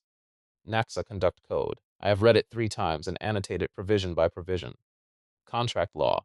I have read a casebook chapter on athlete representation contracts and 3 law review articles on the fiduciary framework. Dispute resolution. I have been inside an actual AAA arbitration for 14 months. Everything I have been studying is in this exam. I register in May. I pay the $225 for my peak performance paycheck, 2 weeks of take home from my 4 shifts. I take the exam the first Tuesday in June at the testing center near Emory, a small office with partitioned computer stations and a proctor who checks my ID and explains the procedure. I finish in 43 minutes of the 90 allowed. The screen shows the score immediately, 94 out of 100. The 6 points I missed are in the foreign player visa requirements section, a topic relevant to team sports and international athlete transfers that is not relevant to my circumstances and was the one section I studied least carefully. The score I need is a pass. The score I get would place me in the top 5% of test takers according to the statistics the NACSA publishes annually. The laminated card arrives 2 weeks later in the mail, in a white envelope with the NACSA logo. My name, NACSA certification number 7741. Valid for 2 years, renewable. The card is the size and weight of a driver's license. It is not heavy. It does not feel heavy. But what it represents is the door through the fence, the specific mechanism by which a person who is enclosed in a legal dispute over representation rights can legally represent herself in commercial matters. The card is the key to the south gate, except the gate it opens is not a training facility. It is the commercial arena. I set the card on the kitchen table that evening. My mother is reading the mail at the same table, sorting it into 3 stacks the way she always does: bills, personal, informational. She sees the card. She picks it up. She reads it. She reads it again. She sets it down and looks at me. She says, "What does that mean?" I say, "It means I can negotiate my own Nike contract. I can serve as my own agent of record in commercial matters. I can contact Nike directly, reference the outstanding development contract, and negotiate terms without going through an agent, because I am the agent." Marcus Reese held the same certification, the same exam, the same laminated card. The difference is that I passed the exam to represent myself, and he passed it to exploit the people he represented. My mother is quiet for a moment, the specific quiet of a person doing the arithmetic of what she has just heard, processing the implications in sequence. The way she processes everything, methodically, without rushing to the conclusion before the calculation is complete. She says, when? I say, this week. She says, okay. The call to Renata Vasquez at Nike. I make it on a Thursday morning at 9 a.m., sitting at the kitchen table with a legal pad and the binder I have been building for 6 weeks. Her name appeared in an Europro discovery document with an inadequate redaction, a contact name and a payment processing record, printed in a font size that was supposed to be covered by the black bar that Europro's German legal team applied to the redacted portions. The black bar was not quite wide enough. The name was visible at the right angle under fluorescent light. I discovered this while reviewing the discovery documents at Patricia's office on a Tuesday afternoon, holding the page at 3 different angles before the name resolved through the edge of the redaction. I held the name for 3 days before I called. I thought about the correct approach, how to introduce myself, what to reference, what tone to use. Then I called. The approach, direct and complete. Introduce myself by name. State my NACSA certification number. Reference the outstanding development contract between Nike and the athlete Deja Whitmore, currently under dispute. Request a meeting to discuss the contract status and the path forward. No apology for the directness, and no explanation of why I am calling this way, rather than through conventional channels. The facts speak adequately without framing, and framing would only introduce the narrative of difficulty that I am not interested in leading with. Renata Vasquez does not answer. I leave a voicemail. She calls back Monday morning at 10:15. The call lasts 45 minutes. She is professional and direct in the way that people who have worked at Nike for 15 years are professional and direct, organized, specific, not wasting time, but not rushing past things that deserve attention either. She asks about my performance data. She asks about my legal status. She asks about my certification. I answer each question accurately and completely in the order she asks them, with the specific information she needs rather than the narrative context I might want to provide. At the end of the 45 minutes, she says, "We would like to have you come to Portland." I booked the flight that afternoon. Middle seat on a Tuesday morning connection through Dallas, because the middle seat on the connection is what is available in my price range. I sit in the middle seat for 4.5 hours with my binder on my lap and my notes organized by tab, and I am ready. Portland in October is gray and cool and smells like rain on warm concrete. The Nike campus in Beaverton is a collection of buildings connected by paths designed for people who are primarily athletic in their self-conception. Functional structures named for athletes, an outdoor track between two of them, the air over the campus carrying the specific mineral freshness of a synthetic track surface in cool weather. I have been aware of this smell since I was 15 years old. I am aware of it now in Beaverton, Oregon, and it communicates to the body that the discipline is constant regardless of location, that the track is the track is the track. The flight from Atlanta to Portland was 4 hours and 42 minutes. I sat in a middle seat, 23B, between a man reading a financial newspaper and a woman who slept for most of the flight with a neck pillow and noise-canceling headphones. I spent the flight reviewing my binder for the third time and making small annotations in pencil at the margins of the pages where my arguments were strongest. Not adding content, refining emphasis. The binder was finished. It had been finished for 2 weeks. The review was not preparation. It was the last exercise of control before the exercise shifts to the room itself, where I cannot control the questions, only the quality of my answers. The hotel is a mid-range chain near the Nike campus. I check in at 2:15. The room is clean and functional. A desk, a bed with a white duvet, a window that looks out at a parking lot, and beyond it, a line of Douglas firs that mark the edge of the campus property. I set my binder on the desk. I set my laptop next to it. I hang the blazer I will wear tomorrow in the closet, and I smooth the front of it with my palm to check for wrinkles from the suitcase. There are none. I packed it folded in tissue paper, the way my mother taught me to pack blazers when I was 16 and traveling to my first away meet. I review my materials the evening before the meeting. The binder I assembled over 6 weeks of evenings after shifts at peak performance. My performance timeline presented as a data set, not a narrative. The trial's result, the Diamond League qualifiers, the Stockholm personal best, the practice documentation from 3 years of solo sessions with Coach Price. Each session logged in Coach Price's pencil notation, the date, the workout structure, the times, the recovery notes. 3 years of sessions. The log is not a training diary. It is a performance record maintained by a credentialed collegiate coach whose professional methodology is documented and whose assessment of my development arc is backed by 3 years of measurement. The legal and certification status explained in neutral professional language, not building a case, providing accurate information. the NACSA certification, the arbitration filing, the standing to self-represent, all presented as administrative fact rather than as narrative. The proposed contract structure, 4 years, base compensation structured as a performance tier rather than a flat fee, results triggered performance bonuses rather than calendar-tied milestones, social media obligations at 24 posts per year, options through the next Olympic cycle. The performance tier structure is the heart of the proposal. The innovation, if that word applies to a contract structure that simply aligns what the athlete is paid with what the athlete actually does. The concept, base compensation adjusts upward or downward based on competitive results, measured by season best time relative to the current world ranking threshold for each tier. The advantage to Nike, they pay peak rates only for peak performance, reducing the downside risk of a 4-year commitment. The advantage to me, when I perform at the level I am training toward, the compensation exceeds the flat rate alternative by a margin that reflects the actual commercial value of that performance. Both parties are betting on performance. Both parties have reason to bet on performance. I know what Nike pays athletes at my performance level. Not approximately, the specific range, the typical term structure, the performance bonus architecture, the social media obligation language, and the counter language that athletes with strong representation typically use. I know these things because I spent 14 months reading everything the Auburn Avenue library held on sports contract law, and 6 weeks translating that reading into this binder. I know the standard Nike 4-year base for a U.S. female 400 meters specialist in the development tier, $350,000 to $600,000 annually, with typical escalators of 10-15% per year for performance maintenance. I know the social media standard, 40 posts minimum, with content approval rights retained by the brand partner. I know the bonus architecture, calendar year milestones tied to ranking and competition appearances, with Olympic and World Championship bonuses structured separately. I know these numbers because they are published if you know where to look and how to read what you find. I know them because I read everything I could find for 14 months, and then I read it again. I eat dinner across the street from the hotel. Rice, salmon, vegetables, the combination that maintains energy without the variable of being overfed in a meeting where I need to be precise. The restaurant is a casual place with wooden tables and a chalkboard menu. I eat alone.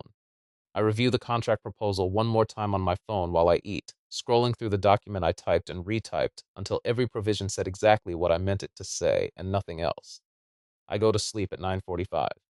I set 2 alarms, 6:30 and 6:35. I fall asleep within 12 minutes. The discipline of sleep on command, learned over 7 years of 5:30 a.m. training sessions, is one of the things the sport teaches you that applies to everything else. Renata Vasquez meets me in the lobby herself. She comes down from the floor above rather than sending someone. She is wearing a gray blazer and black flats, and she walks toward me with the direct stride of someone who moves through this building as part of its daily operation rather than as an event. When the principal comes down, it means the meeting has been decided as worth the principal's direct engagement. The door I sent a cold email through, typed on my phone in the Auburn Avenue library at 11:14 p.m. on a Tuesday, addressed to a general intake inbox, subject line self-represented U.S. 400M specialist performance portfolio and contract proposal, has opened further than the logic of cold emails typically permits. She shakes my hand. Firm. Eye contact. She says, Deja, thank you for coming out. I say, thank you for the meeting. The exchange is brief and professional and contains no performance of warmth. It contains actual professional regard, which is different and better. The conference room is on the 3rd floor of the John McEnroe building. Long table, 8 chairs, floor-to-ceiling windows facing west toward the outdoor track. The October light through the windows is diffuse and gray and has the quality of a sky that is deciding whether to rain. 3 people at the table, Renata, Director of Athlete Partnerships, Track and Field, Jordan Hale, Associate Counsel, Athlete Contracts, Davis Chen, Track and Field Category Manager. Coffee in a carafe. Pastries on a plate. Almond croissants, I note, from a bakery whose name is printed on the box. The pastries will not be touched. This is not that kind of meeting. I accept the coffee, black, because that is how I drink it, and because accepting a beverage signals that you intend to be here for a full conversation. And I open my binder. Renata acknowledges the structure of the situation without editorializing. Athlete self-representing under a NACSA certification, 6 weeks old, active legal dispute with previous agent, development contract with outstanding advance. She states it as information, the way someone states information when they have already decided the information is not disqualifying and are now creating the record that it has been acknowledged. Then she says, tell us what you're looking for. I tell them. I do not rush. I have rehearsed this presentation. Not in the mirror, not aloud, but in the specific internal rehearsal of someone who has organized information until the organization is internalized, and the delivery follows from the organization rather than from memory. The performance timeline as data: 49.42 at 22 at the Olympic trials, 49.31 in Oslo, 49.18 in Stockholm. Practice documentation from the 3 years of professional silence that shows the development arc continuing despite the absence of competition. I present the training log data on a single laminated page. Coach Price's session records translated into a timeline graph showing the performance trajectory. The trajectory is clear. The athlete is getting faster during the period she is invisible. The invisibility is the legal dispute. The speed is the training. Both are happening simultaneously, and the graph makes this visible in a way that narrative cannot. The legal status as fact: the arbitration is under AAA rules. The resolution timeline is favorable. I have standing to negotiate directly under my NACSA certification. The contract proposal: 4 years, performance tier base, results triggered bonuses, social media at 24 posts, options through the Olympic cycle. When I reach the performance tier structure, where base compensation varies based on measured performance outcomes rather than being fixed regardless of result, Jordan Hale leans forward approximately 3 centimeters. I watch all three of them with the full attention I bring to competition, monitoring the field at the moment the race becomes honest. Herline says, "Something here is interesting, and I want to understand it better." Davis Chen's pen pauses over his notepad. He has been writing throughout my presentation, the consistent notation of someone who takes notes as a professional practice, and the pause is the break in that practice that signals something requiring more attention than the pen can provide while listening. Renata's expression does not change, but her eyes move from my face to the binder page in front of me and back. The specific eye movement of someone who is reassessing the person presenting based on the quality of what they are presenting. She says, "Who prepared this?" I say, "I did." A pause. Not uncomfortable, evaluative. She is recalibrating. The expectation for a self-representing athlete with a 6-week-old certification is competence, maybe. What the binder demonstrates is something else.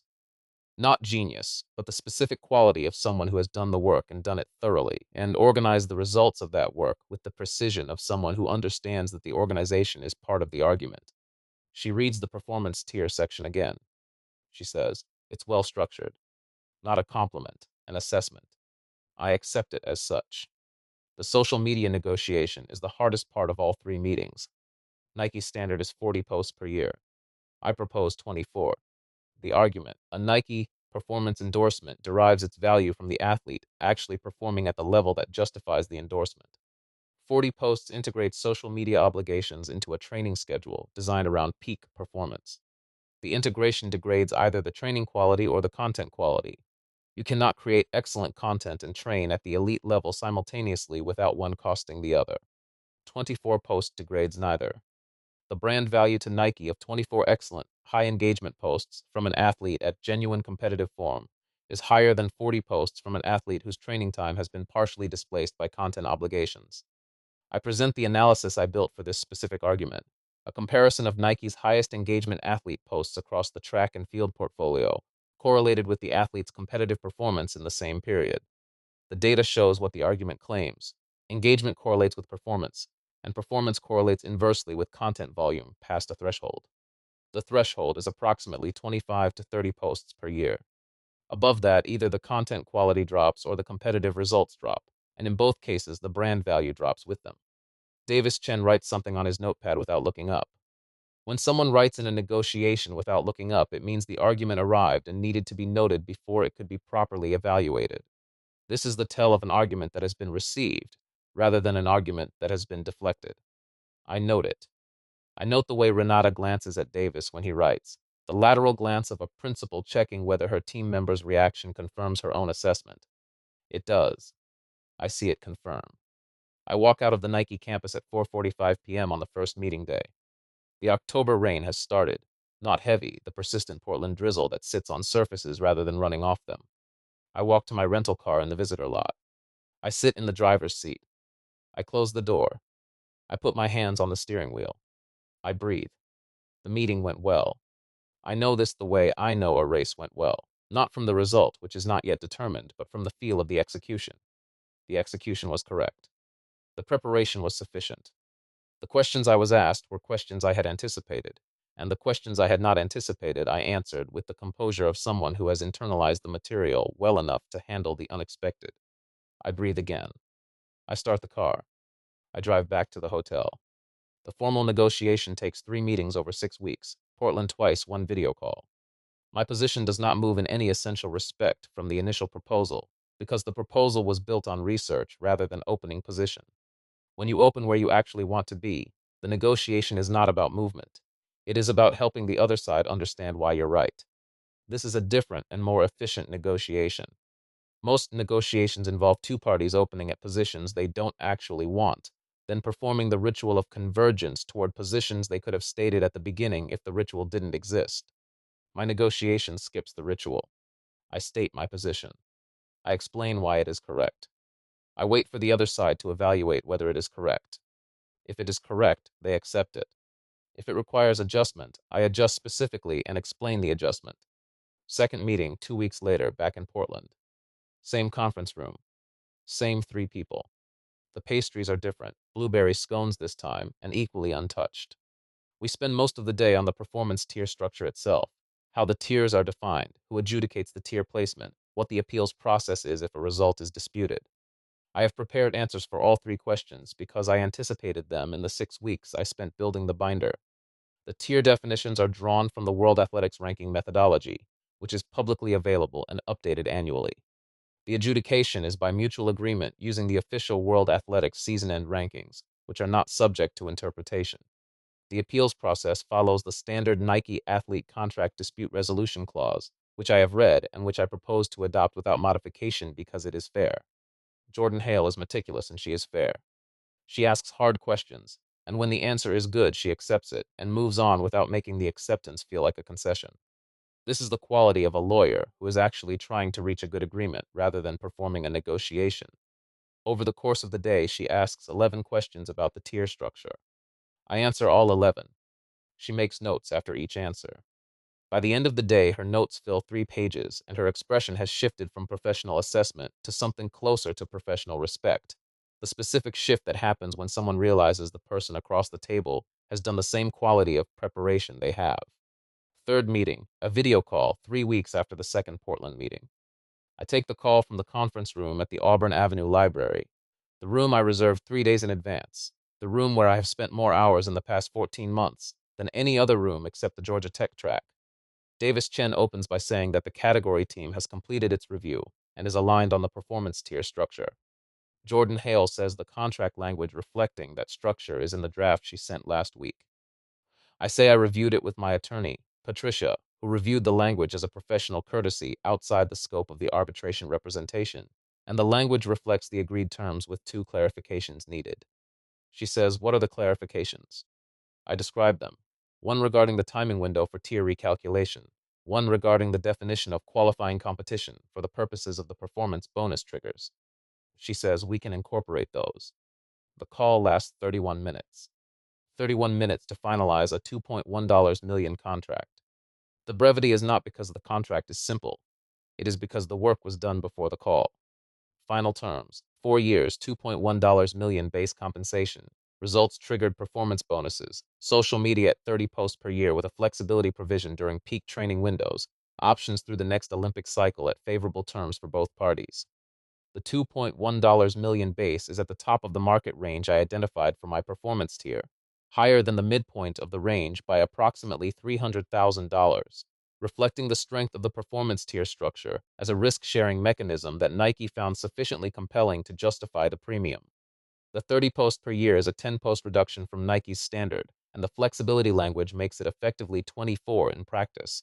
During the 12-week peak training windows before major competitions, the posting obligation reduces to 1 per week, and the content can be training focused rather than brand campaign focused, which means the obligation aligns with what I would want to post anyway. Jordan Hale calls the following Tuesday to confirm the verbal agreement. Her voice carries the composed professional warmth it has carried in all 3 of our meetings, the warmth of someone who has done her job well and recognizes that the person on the other end of the call has also done her job well. She says the structure is accepted, formal documents will follow. I say, thank you, I look forward to it. She says, one more thing, and here her voice shifts slightly, from the professional register to something adjacent to personal. She says that was a well-prepared proposal. I've been doing this for 11 years, and I don't see that level of preparation from agents, let alone from athletes representing themselves. I say, thank you. She says, the formal documents will be with your attorney by Friday. The Diamond League appearance contract. One call with the circuit's commercial director, a man named Philippe, who speaks English with a French accent, and who has the direct manner of someone who has been arranging athlete contracts across time zones for 20 years, and prefers efficiency to performance. He has reviewed my competitive record. He has reviewed the Nike agreement, which I have authorized to be shared as part of the Diamond League application. He proposes terms: $400,000 per year in guaranteed appearances across the full Diamond League calendar, $15,000 per podium finish, travel and accommodation at the circuit standard, with a review clause after year 2. I counter on one point: the podium bonus should be $20,000 for Diamond League finals podiums specifically, given the higher viewership and brand exposure of the finals events. He agrees in principle on the call and confirms in writing 4 days later. Total 4-year value, approximately $12.1 million across the two agreements. I calculate this number at the kitchen table in Decatur on the evening I receive the Diamond League confirmation email. I use a calculator app on my phone. I check the calculation twice.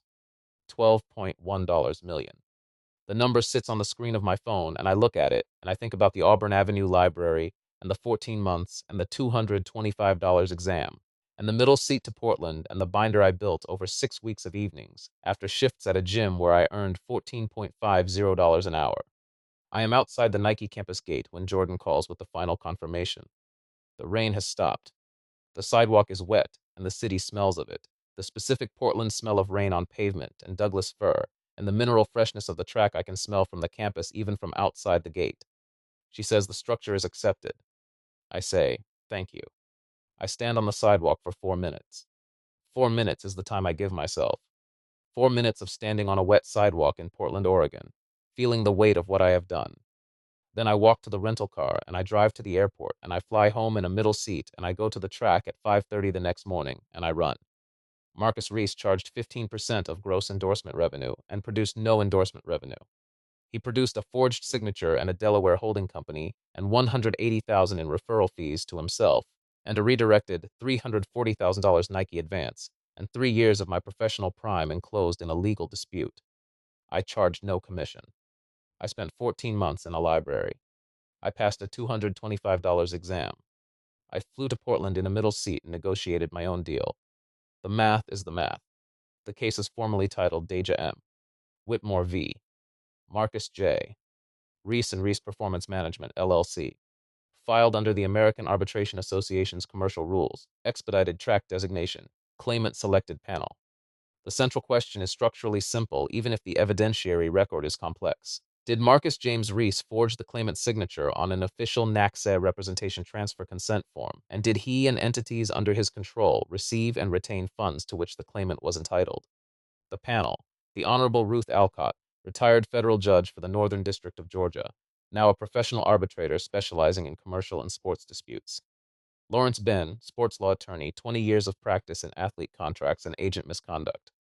Dr. Carol Vasquez, former Division I athletic director and independent arbitration professional. 3 people whose combined inside view of this industry is deeper than either party's.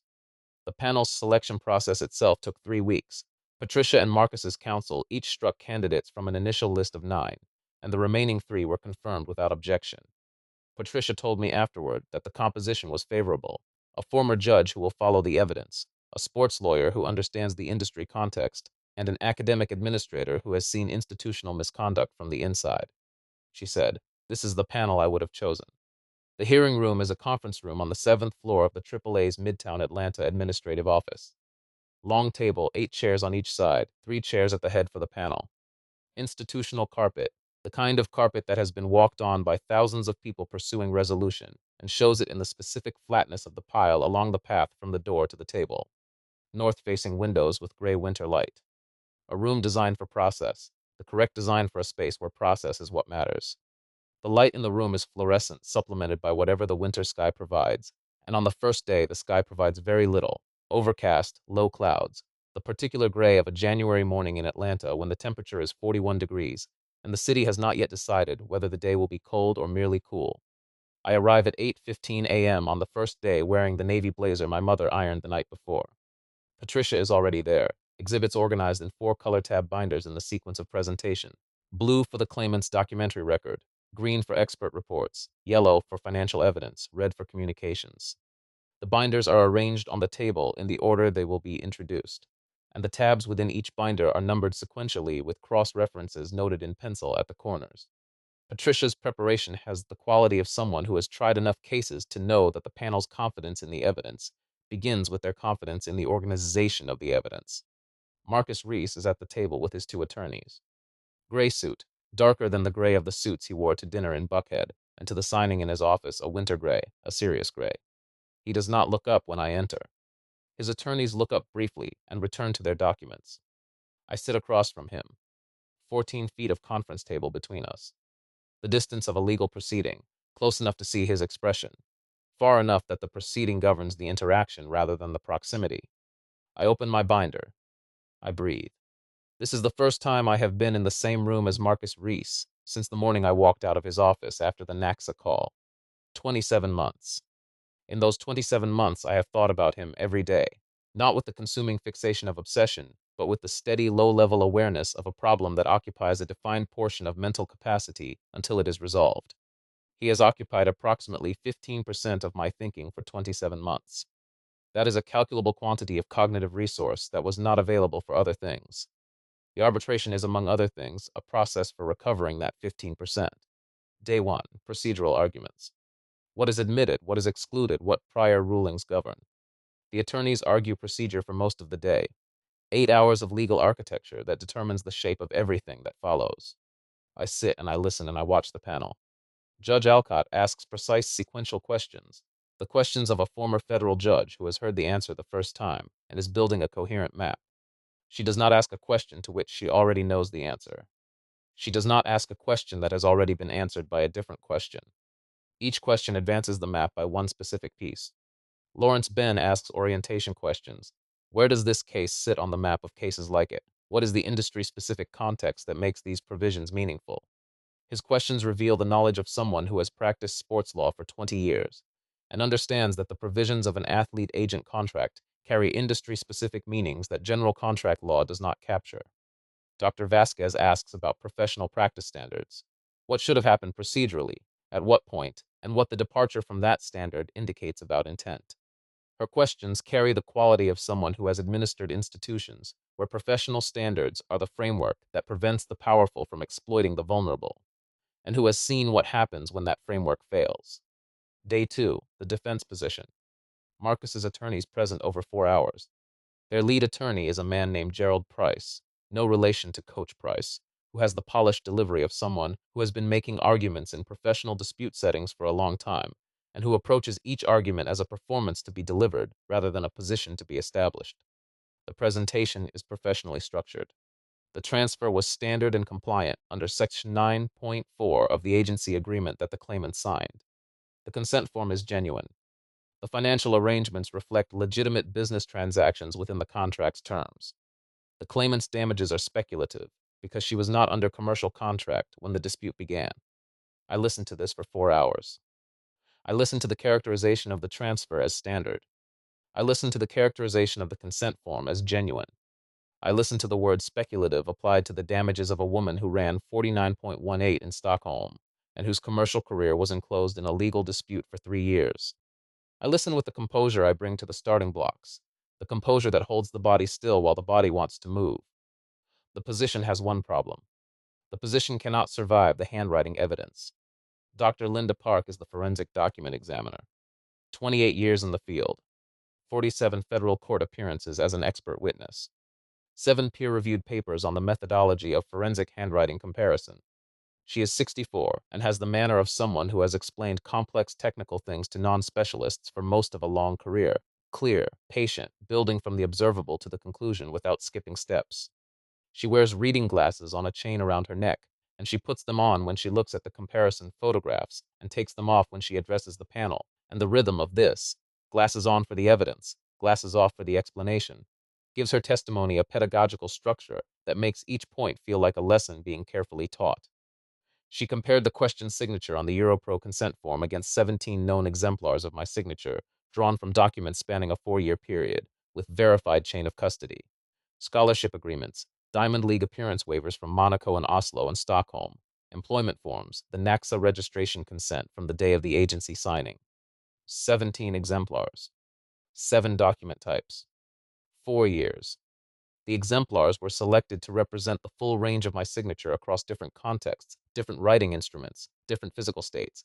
Some signed at a desk, some signed standing at a registration table, one signed in the back of a car on the way to a competition. The range is the point. The range establishes what my signature looks like when it varies normally, so that the departures from that range can be identified as abnormal. She identified 14 specific inconsistencies between the questioned signature and the known exemplars. She presents them using enlarged comparison photographs on a screen at the head of the room, each inconsistency in side-by-side comparison, the question's signature and the exemplar, the specific point of divergence circled in red. The photographs are printed at 400% magnification. At this scale, the characteristics of a signature become as distinct as the characteristics of a face, individual, identifiable, and not subject to casual imitation. Inconsistency 1, the capital D. In all 17 known exemplars, the D opens outward to the right at the terminal, a reflexive element present in 94% of exemplars as an automatic feature of this particular signer's letter formation. In the question signature, the D closes at the right, not a variation within normal range, a reversal of the consistent pattern. Dr. Park explains, the terminal direction of a capital letter is one of the most deeply habituated features of an individual's handwriting. It is formed thousands of times over the signer's lifetime and becomes automatic in the neurological sense. The motor cortex executes it without conscious direction. Reversing this direction requires either a deliberate effort by the signer, which would produce visible hesitation markers, or production by a different hand entirely. Inconsistency 2, the connecting stroke between D and E. In the known exemplars, this connection angles at approximately 28 degrees below horizontal. In the questioned signature, approximately 14 degrees. Half the angle, not a variation, a different motion. Inconsistencies 3 through 14. Pen pressure distribution across tall versus short letters. Baseline angle throughout the signature. Spacing between specific letters. Letter form construction at the W and at the final E in Whitmore, the terminal stroke of the last letter. She walks through each one with the systematic patience of someone who has done this in 47 federal proceedings and has learned that the panel needs to see the full sequence to understand why the conclusion is not opinion but finding. Each inconsistency takes between 4 and 7 minutes to present. The total presentation takes 2 hours and 14 minutes. When she finishes, the room is quiet in the specific way that rooms are quiet when the information they contain has changed the calculation that everyone in the room is making. Her conclusion, to a reasonable degree of scientific certainty, the questioned signature on the Europro client consent form was not produced by Deja M. Whitmore. Cross-examination by Marcus's lead attorney takes 84 minutes. Gerald Price approaches the cross with the energy of someone who knows the testimony is damaging, and whose strategy is to challenge the discipline rather than the specific findings, because the specific findings, presented with 14 side-by-side comparisons at 400% magnification, are not individually challengeable in a way that helps his client. He challenges the scientific reliability of handwriting analysis as a discipline. He challenges her sample size. He challenges the comparative methodology. He suggests that normal within individual variation could account for the inconsistencies. He asks if she has ever been wrong. She answers each challenge with the composure of someone who anticipated every one. On scientific reliability, she cites the current peer-reviewed literature on validated methodology to which she has contributed. 2 of the 7 papers are specifically about validation standards for forensic handwriting comparison in legal proceedings. On sample size, 17 exemplars is above the minimum recommended by the Scientific Working Group for Forensic Document Examination, which recommends a minimum of 12 for a conclusive finding. On methodology, she describes the specific protocol step by step and invites him to identify the unsound step. He does not identify one. He moves to the next question. On within individual variation, she explains the measured range of normal variation for this specific signer across the 17 exemplars and shows that all 14 inconsistencies fall outside that range. Not one of them, not 3 of them, all 14 independently. The probability that 14 independent features would all fall outside the normal variation range by chance is, she says, less than 1 in several billion. She does not say this dramatically. She says it the way she says everything, with the precision of someone reporting a measurement. On whether she has ever been wrong, she has been challenged in court on 23 occasions. 0 subsequent examinations have contradicted her original finding. She has never been wrong. She says this without emphasis. The record says it for her. Panel Chair Judge Alcott asks 2 clarifying questions. Both are precise. The first about the validation methodology for the comparison exemplars. The second about the statistical significance of 14 independent inconsistencies, where each falls outside the signer's normal range. Dr. Park answers both in 1 sentence each. The answers of someone who has prepared for exactly these questions from exactly this kind of panel member. Judge Alcott writes immediately after the second answer. The writing is immediate, the notation of something confirmed rather than something still being processed. When a judge writes immediately, the information has landed. I look across the table at Marcus. He is looking at the screen where the last comparison photograph is still displayed, the terminal stroke of the final E, my version and his version, side by side at 400% magnification, the difference circled in red. His expression is composed. His hands are folded on the table. He is sitting in the hearing room of the AAA in Midtown Atlanta, looking at a photograph of a signature he forged, and his expression is composed, and I think, this is the composure of a man who has been performing composure for so long that the performance has become the thing itself. He is not pretending to be calm. He is calm. The calm of a man who understood from the moment the comparison photographs appeared on the screen that the outcome of this proceeding was determined, and that his calm is the only thing he still controls. Day 3, the financial evidence. Wendell Clark, forensic accountant, traces the money document by document. He is a methodical man in his 50s with wire-rimmed glasses and the manner of someone who has spent his career following money through institutional channels and who finds the trail itself interesting regardless of what it reveals. $340,000 from Nike's athlete endorsement account disbursed as a development advance under the terms of a preliminary endorsement agreement that Marcus negotiated. To Europro's U.S. operating account, Stefan Krause's Munich-based athlete management firm. To a holding account at a different institution, one whose name I recognized because it appeared in the Apex Performance LLC registration documents that Patricia's paralegal located in the Delaware corporate database. To Apex Performance LLC's Delaware account 22 days after the Nike disbursement. Every wire transfer, every authorization record, every bank confirmation in the chain. The chain is not subject to interpretation. The money went here, then there, on these dates, according to these records. Wendell Clark presents the chain as a timeline on the screen. Each note a bank record with the amount and the date and the authorization signature, and the timeline tells the story without narrative. The money left Nike's account, designated for the athlete, and arrived in Marcus Reese's entity 22 days later, without passing through the athlete's account at any point. The Europro referral fee, $180,000. Wire transfer authorized by Stefan Krause on the same day the NACSA consent form was stamped as received by Europro's compliance office. The same day. The timing of a completed transaction. The payment that arrives when the deliverable is confirmed. The deliverable was my representation. The payment was Marcus's fee for delivering it. The consent form was the documentation that made the delivery official. The consent form bears a signature that is not mine. The Europro emails are introduced before Wendell Clark's testimony. Patricia reads the final email aloud. She doesn't know about this conversation. She won't be a problem, in a flat professional voice, pauses 4 seconds and moves to the next exhibit. No, editorial. Some evidence is more powerful without narration. The room is quiet during the 4-second pause. The 4 seconds are the length of time it takes for the sentence to settle into the record, and for everyone in the room to understand what it means about the person who wrote it. Day 4, I testify. 4 hours.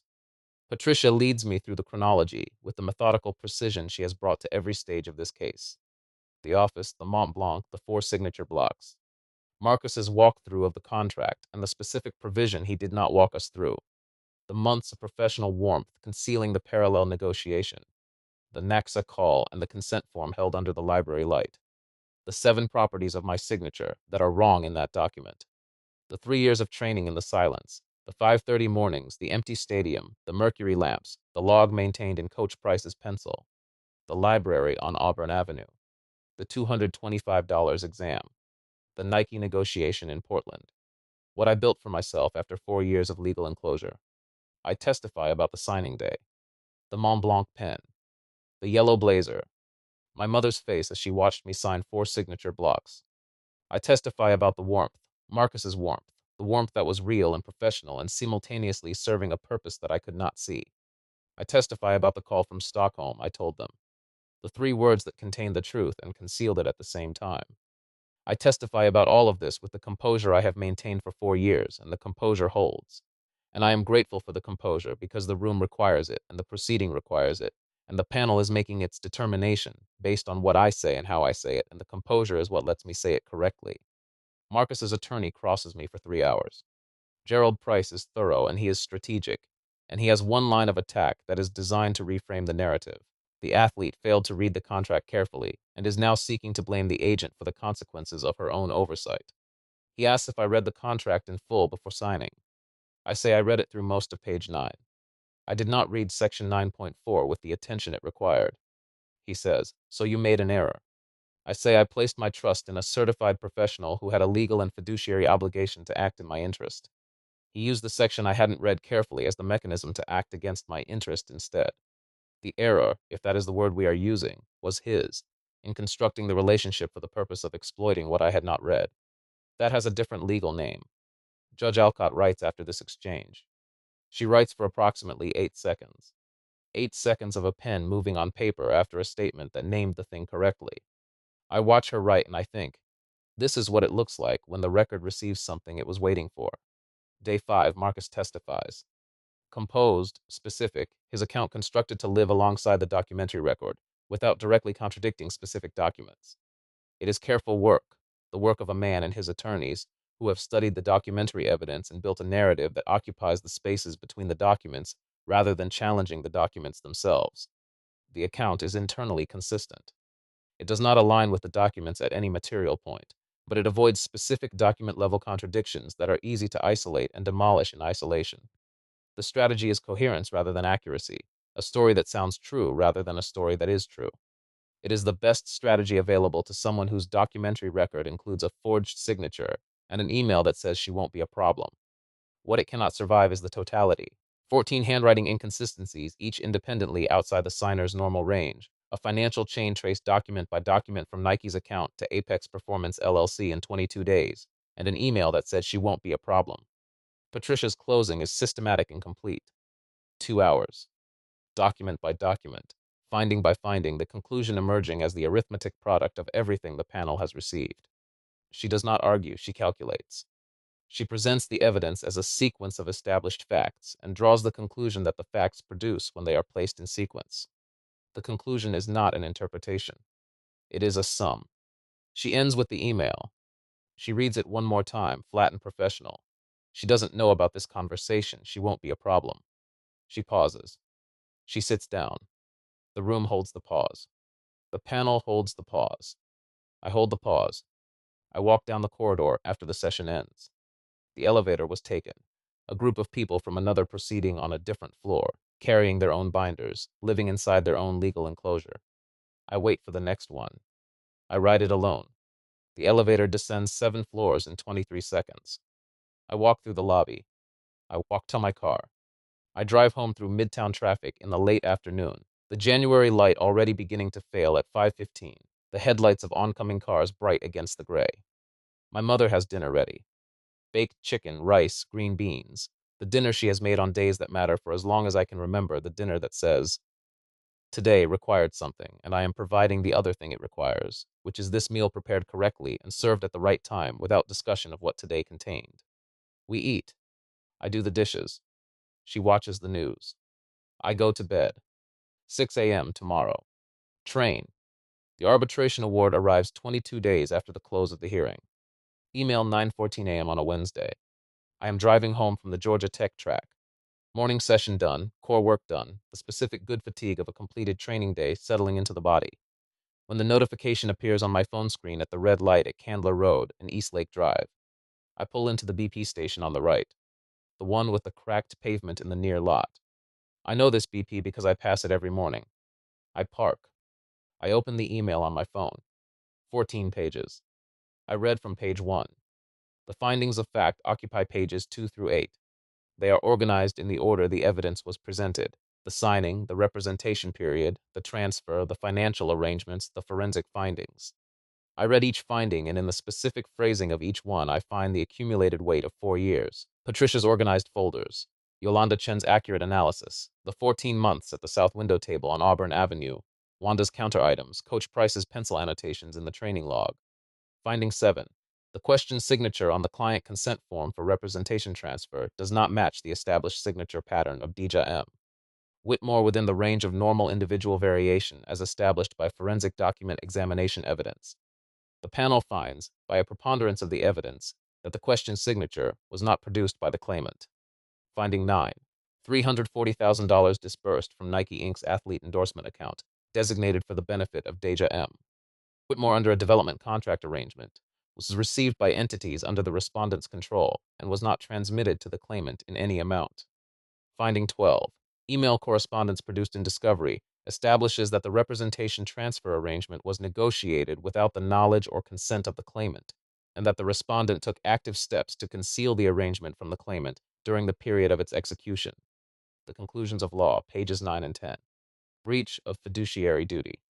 Violation of NACSA Agent Conduct Code sections 3.1, 3.4, and 6.2. Violation of the Sports Agent Responsibility and Trust Act. Conversion of the Nike advance. Civil fraud in the execution and filing of the forged consent form. The damages award, pages 11 through 13. $340,000. The Nike advance returned in full with interest calculated from the date of original disbursement. $193,000. The EuroPro referral fee, converted to USD at the exchange rate applicable at the time of transfer. $2,985,000. Lost career earnings. Calculated using the assessment of the panel's independent performance consultant, a former USATF high performance director retained at the panel's request, who reviewed 3 years of training records, the competition trajectory established by the pre-dispute data, and the market rate for a U.S. Elite 400-meter specialist at the relevant performance tier. The panel's note on this calculation occupies 7 lines. The claimant's performance documentation, including detailed training records produced over a period of 3 years under the supervision of a credentialed collegiate coach, establishes to this panel's satisfaction that the claimant would, with a reasonable degree of certainty, have maintained elite competitive performance throughout the dispute period and generated commercial earnings commensurate with athletes at a comparable performance level. The lost earnings calculation herein applied is conservative. $1,200,000, exemplary damages, reflecting the deliberate and premeditated nature of the respondent's conduct, including the forgery of a legal document and the concealment of material financial arrangements over a period of months. Total, $4,718,000. I sit in the BP parking lot for 17 minutes after I read the word conservative. The parking lot is the parking lot of a gas station I have driven past every morning for 3 years on the way to and from the Georgia Tech track. The cracked pavement, the ice machine outside the convenience store entrance, the air freshener smell from the open door that mixes with the gasoline smell from the pumps. I have been in this parking lot dozens of times to buy water or to use the restroom or to put air in my tires. I have never sat in this parking lot for 17 minutes reading a 14-page legal document on my phone and processing the word conservative. Conservative. The panel's independent performance consultant, a former USATF high performance director, someone who has spent their career evaluating athlete development trajectories and projecting future performance from current training data, reviewed Coach Price's training logs. They reviewed the 48.97. They reviewed the 49.06. They reviewed the session-by-session record of 3 years of pre-dawn training, annotated in pencil by a credentialed collegiate coach, documenting the specific development arc of a body that was getting faster during the years it was enclosed in a legal fence. They produced a damages calculation based on the performance trajectory and the market rate for a U.S. Elite 400-meter specialist at the relevant commercial tier. The panel adopted this calculation, and they called it conservative. Conservative means the real number is higher. Conservative means the tools available to the panel produce an undershoot, and the panel knows this, and they are saying so in the specific language that arbitration panels use to communicate that they have done what they can do, and what they can do is less than what was taken. Conservative is the word the panel uses when they want the record to reflect that the award is the maximum the system can certify, and the system cannot certify everything, and the thing the system cannot certify is the part that matters most. The 48.97 on a March morning in an empty stadium, the races that were not run, the commercial conversations that were not had, the 3 years of visible competitive record that were replaced by 3 years of legal proceedings. I call Patricia. She answers on the first ring. She says, I saw it.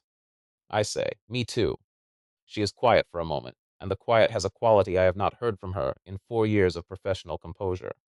It is the quiet of something releasing in her too, something she held as a professional obligation throughout the case, and is now for one moment permitted to hold as a human response to a thing that should not have happened, and that has now been named correctly by a panel of 3 people who understood it. She says, strong award. I say, yes. She says, you deserved a better outcome than this, meaning not better than the award, but better than having to need an award at all. I say, yes. I say, this is what the system could produce. She says, yes. A pause.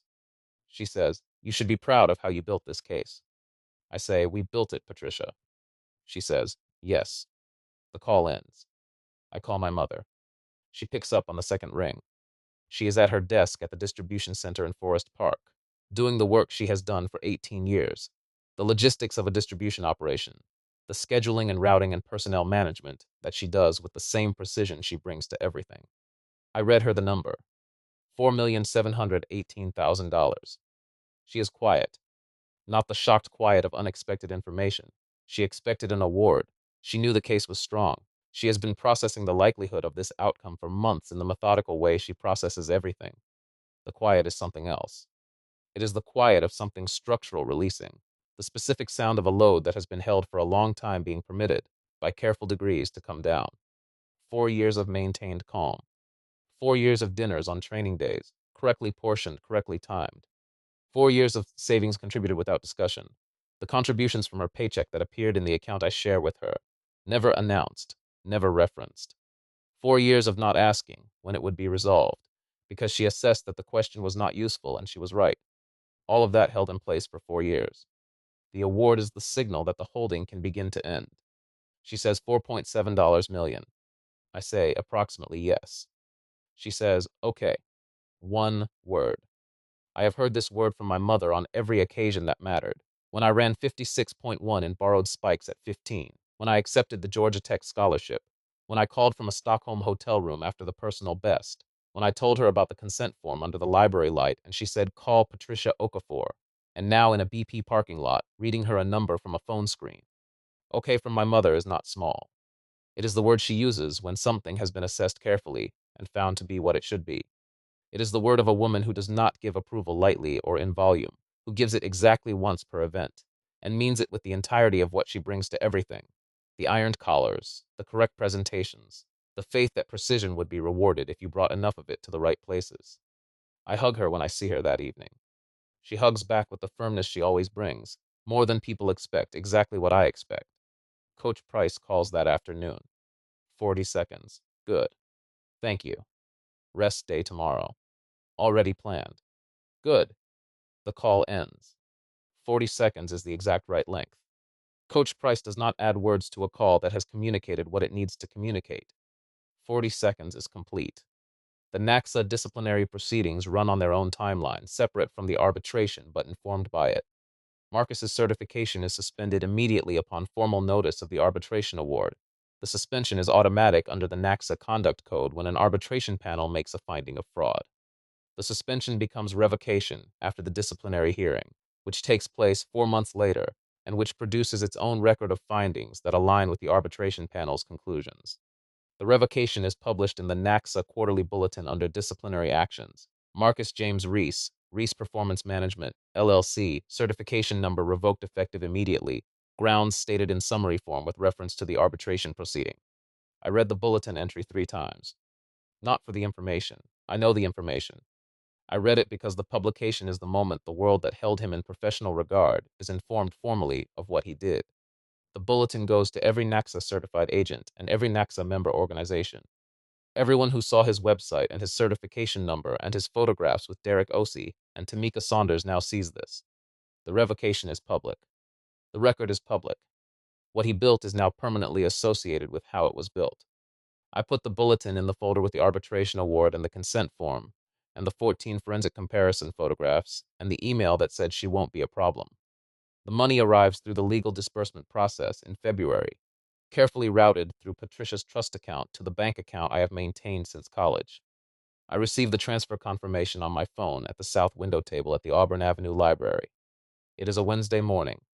I am reading the Diamond League competition schedule for the coming outdoor season, the dates and venues and entry deadlines that represent the first competitive season I will enter in 3 years. The schedule is organized by month, May through September. I am looking at May. The notification appears on the phone screen.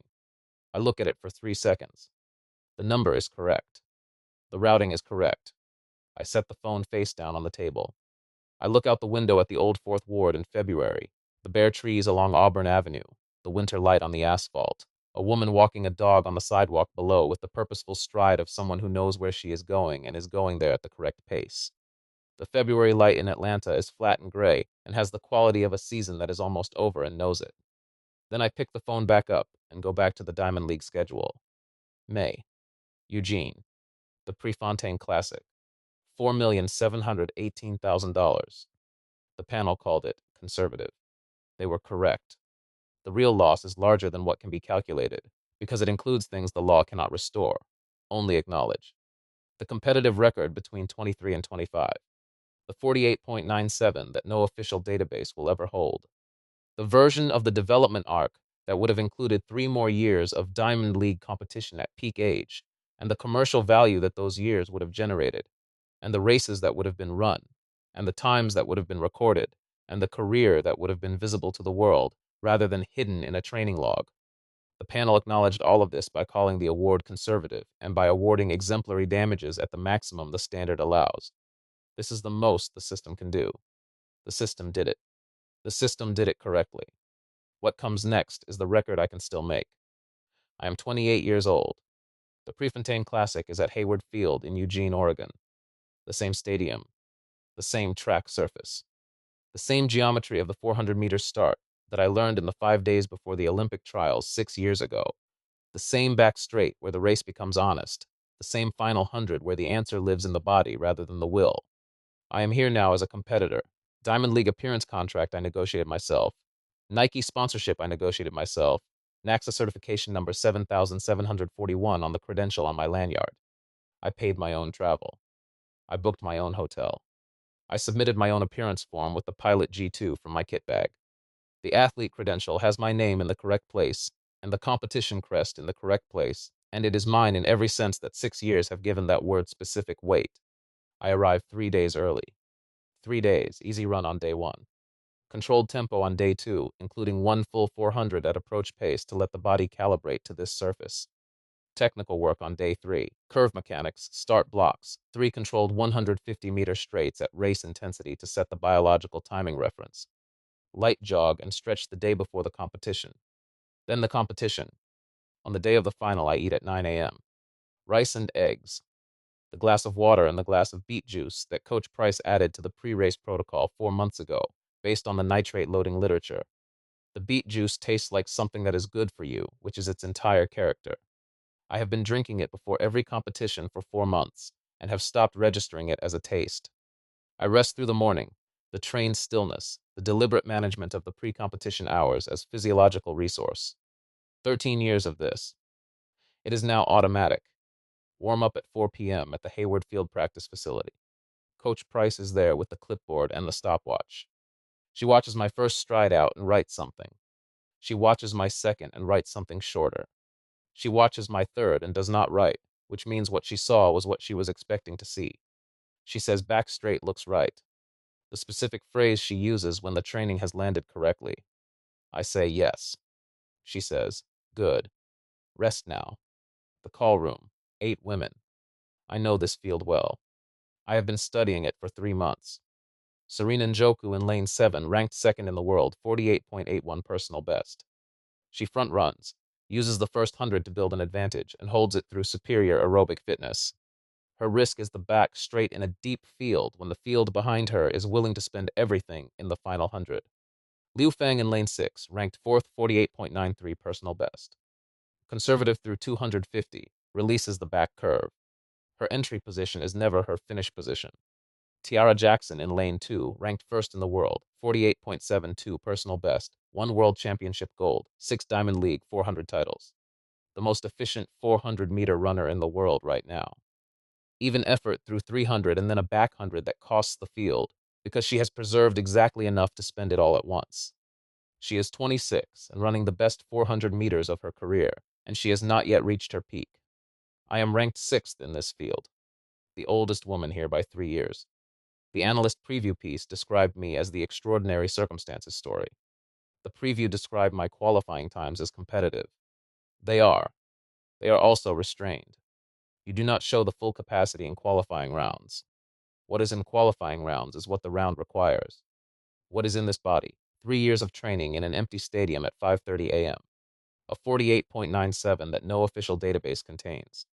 43 specific sessions targeting the back straight mechanics and the final 100 negotiation. Coach Price's pencil and the training log. The specific answer the body has been trained to give at the 300-meter mark when the race asks its question. The field walks through the tunnel. 10 steps from the call room, quiet to the open air of Hayward Field.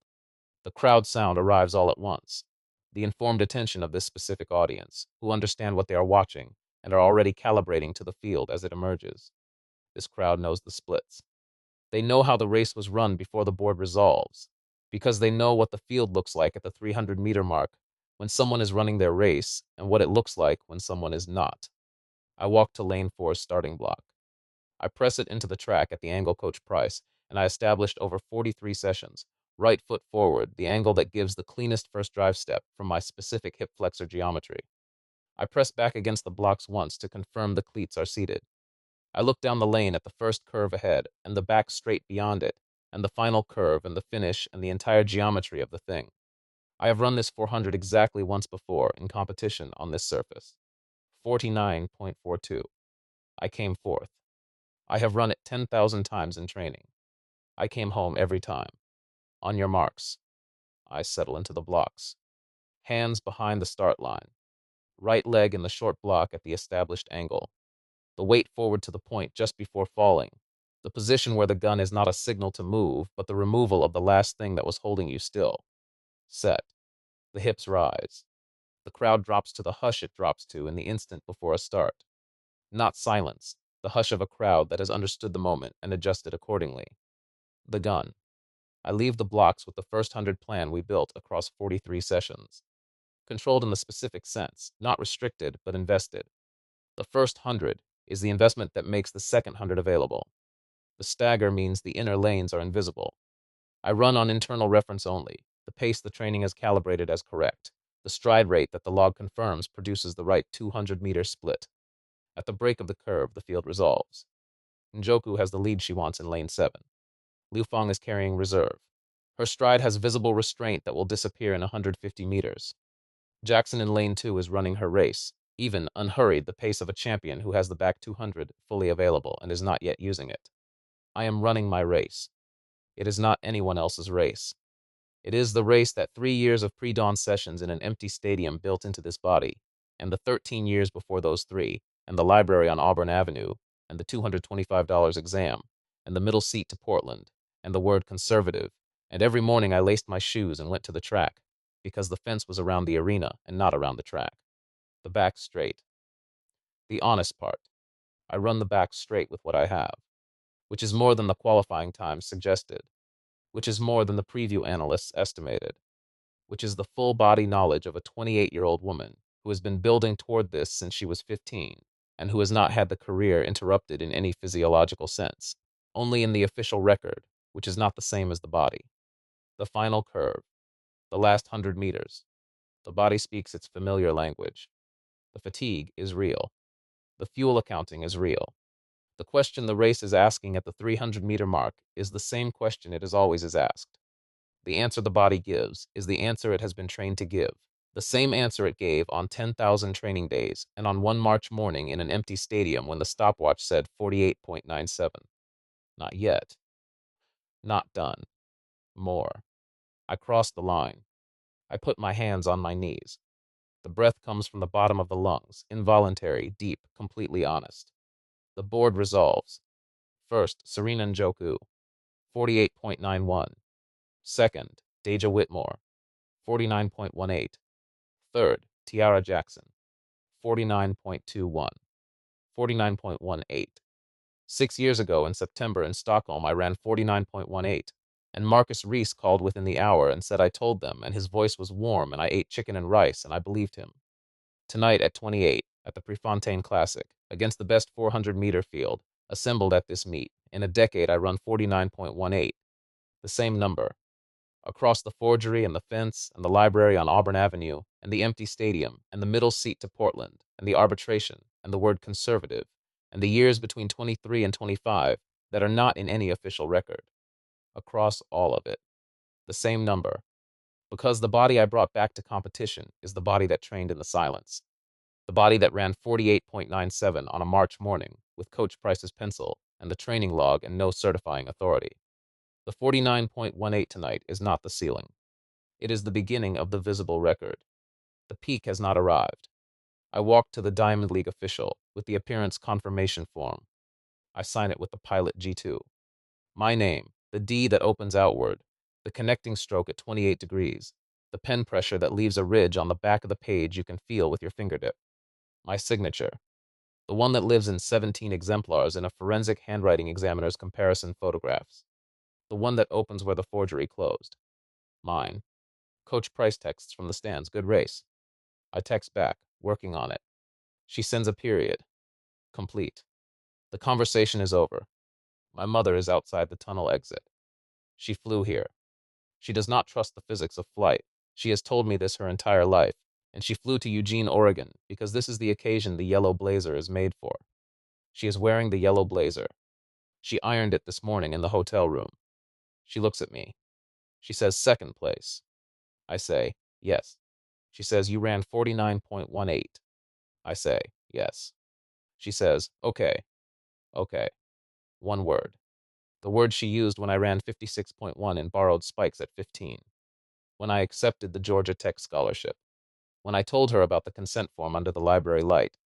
When I called from the BP parking lot with the number. Okay from my mother is not small. It is the word of a woman who has assessed something carefully and found it to be what it should be. Her highest word. I hug her. She hugs back with the total firmness she always brings to physical contact. More than people expect, exactly what I expect. It has always been exactly what I expect. We go to dinner. Thai restaurant 2 blocks from the hotel. She gets the pad CU. I get the pad Kimao with extra basil. We eat and talk about the race from our 2 vantage points, inside and outside, from the body and from Section 12. She describes watching Njoku take the lead and knowing at 200 meters it would require everything from the field to close. I described the back straight at 250 meters what the body said, what I told it. We talk the way we always talk about track, as analysis, not as celebration. This is how we love the sport together. We pay the check. She insists on half. I let her. We walk back through the May evening air, cool enough in Eugene to justify the blazer which she is wearing. At the hotel entrance, she says, what's next? I say, Oslo in 3 weeks. Track session tomorrow at 9. She nods. She says, good. I go to sleep before 10. Through the hotel window, Eugene is lit in the diffuse warm way of a small city at night. I can hear through the glass the ordinary sound of an evening, which has nothing to do with the race or the 6 years preceding it, or the pen that was too heavy, or the man who handed it to me. The race is in the record. 49.18. Second place. Prefontaine Classic. 28 years old. Official. Certified. Permanent. Everything else is in the body. The 48.97 and the 3 years of pre-dawn sessions, and the 13 years before those, and the borrowed spikes at 15, and Coach Price finding me in the infield afterward and saying, you run like someone who isn't afraid of the finish. Not in any database. In the body, which is the only place it was ever stored, and the only place Marcus Reese could not reach. He could take 3 years of the official record. He could not take what produces the record. What produces the record is still here. I close my eyes. I am Deja Whitmore. I am 28 years old. I ran 49.18 tonight. Tomorrow morning I will lace my shoes. Left foot first, then right, even tension, no asymmetry, commit to the pen stroke the way you commit to a start, and I will go to the track and I will run. That is what I am. That is what no one took. That is what remains.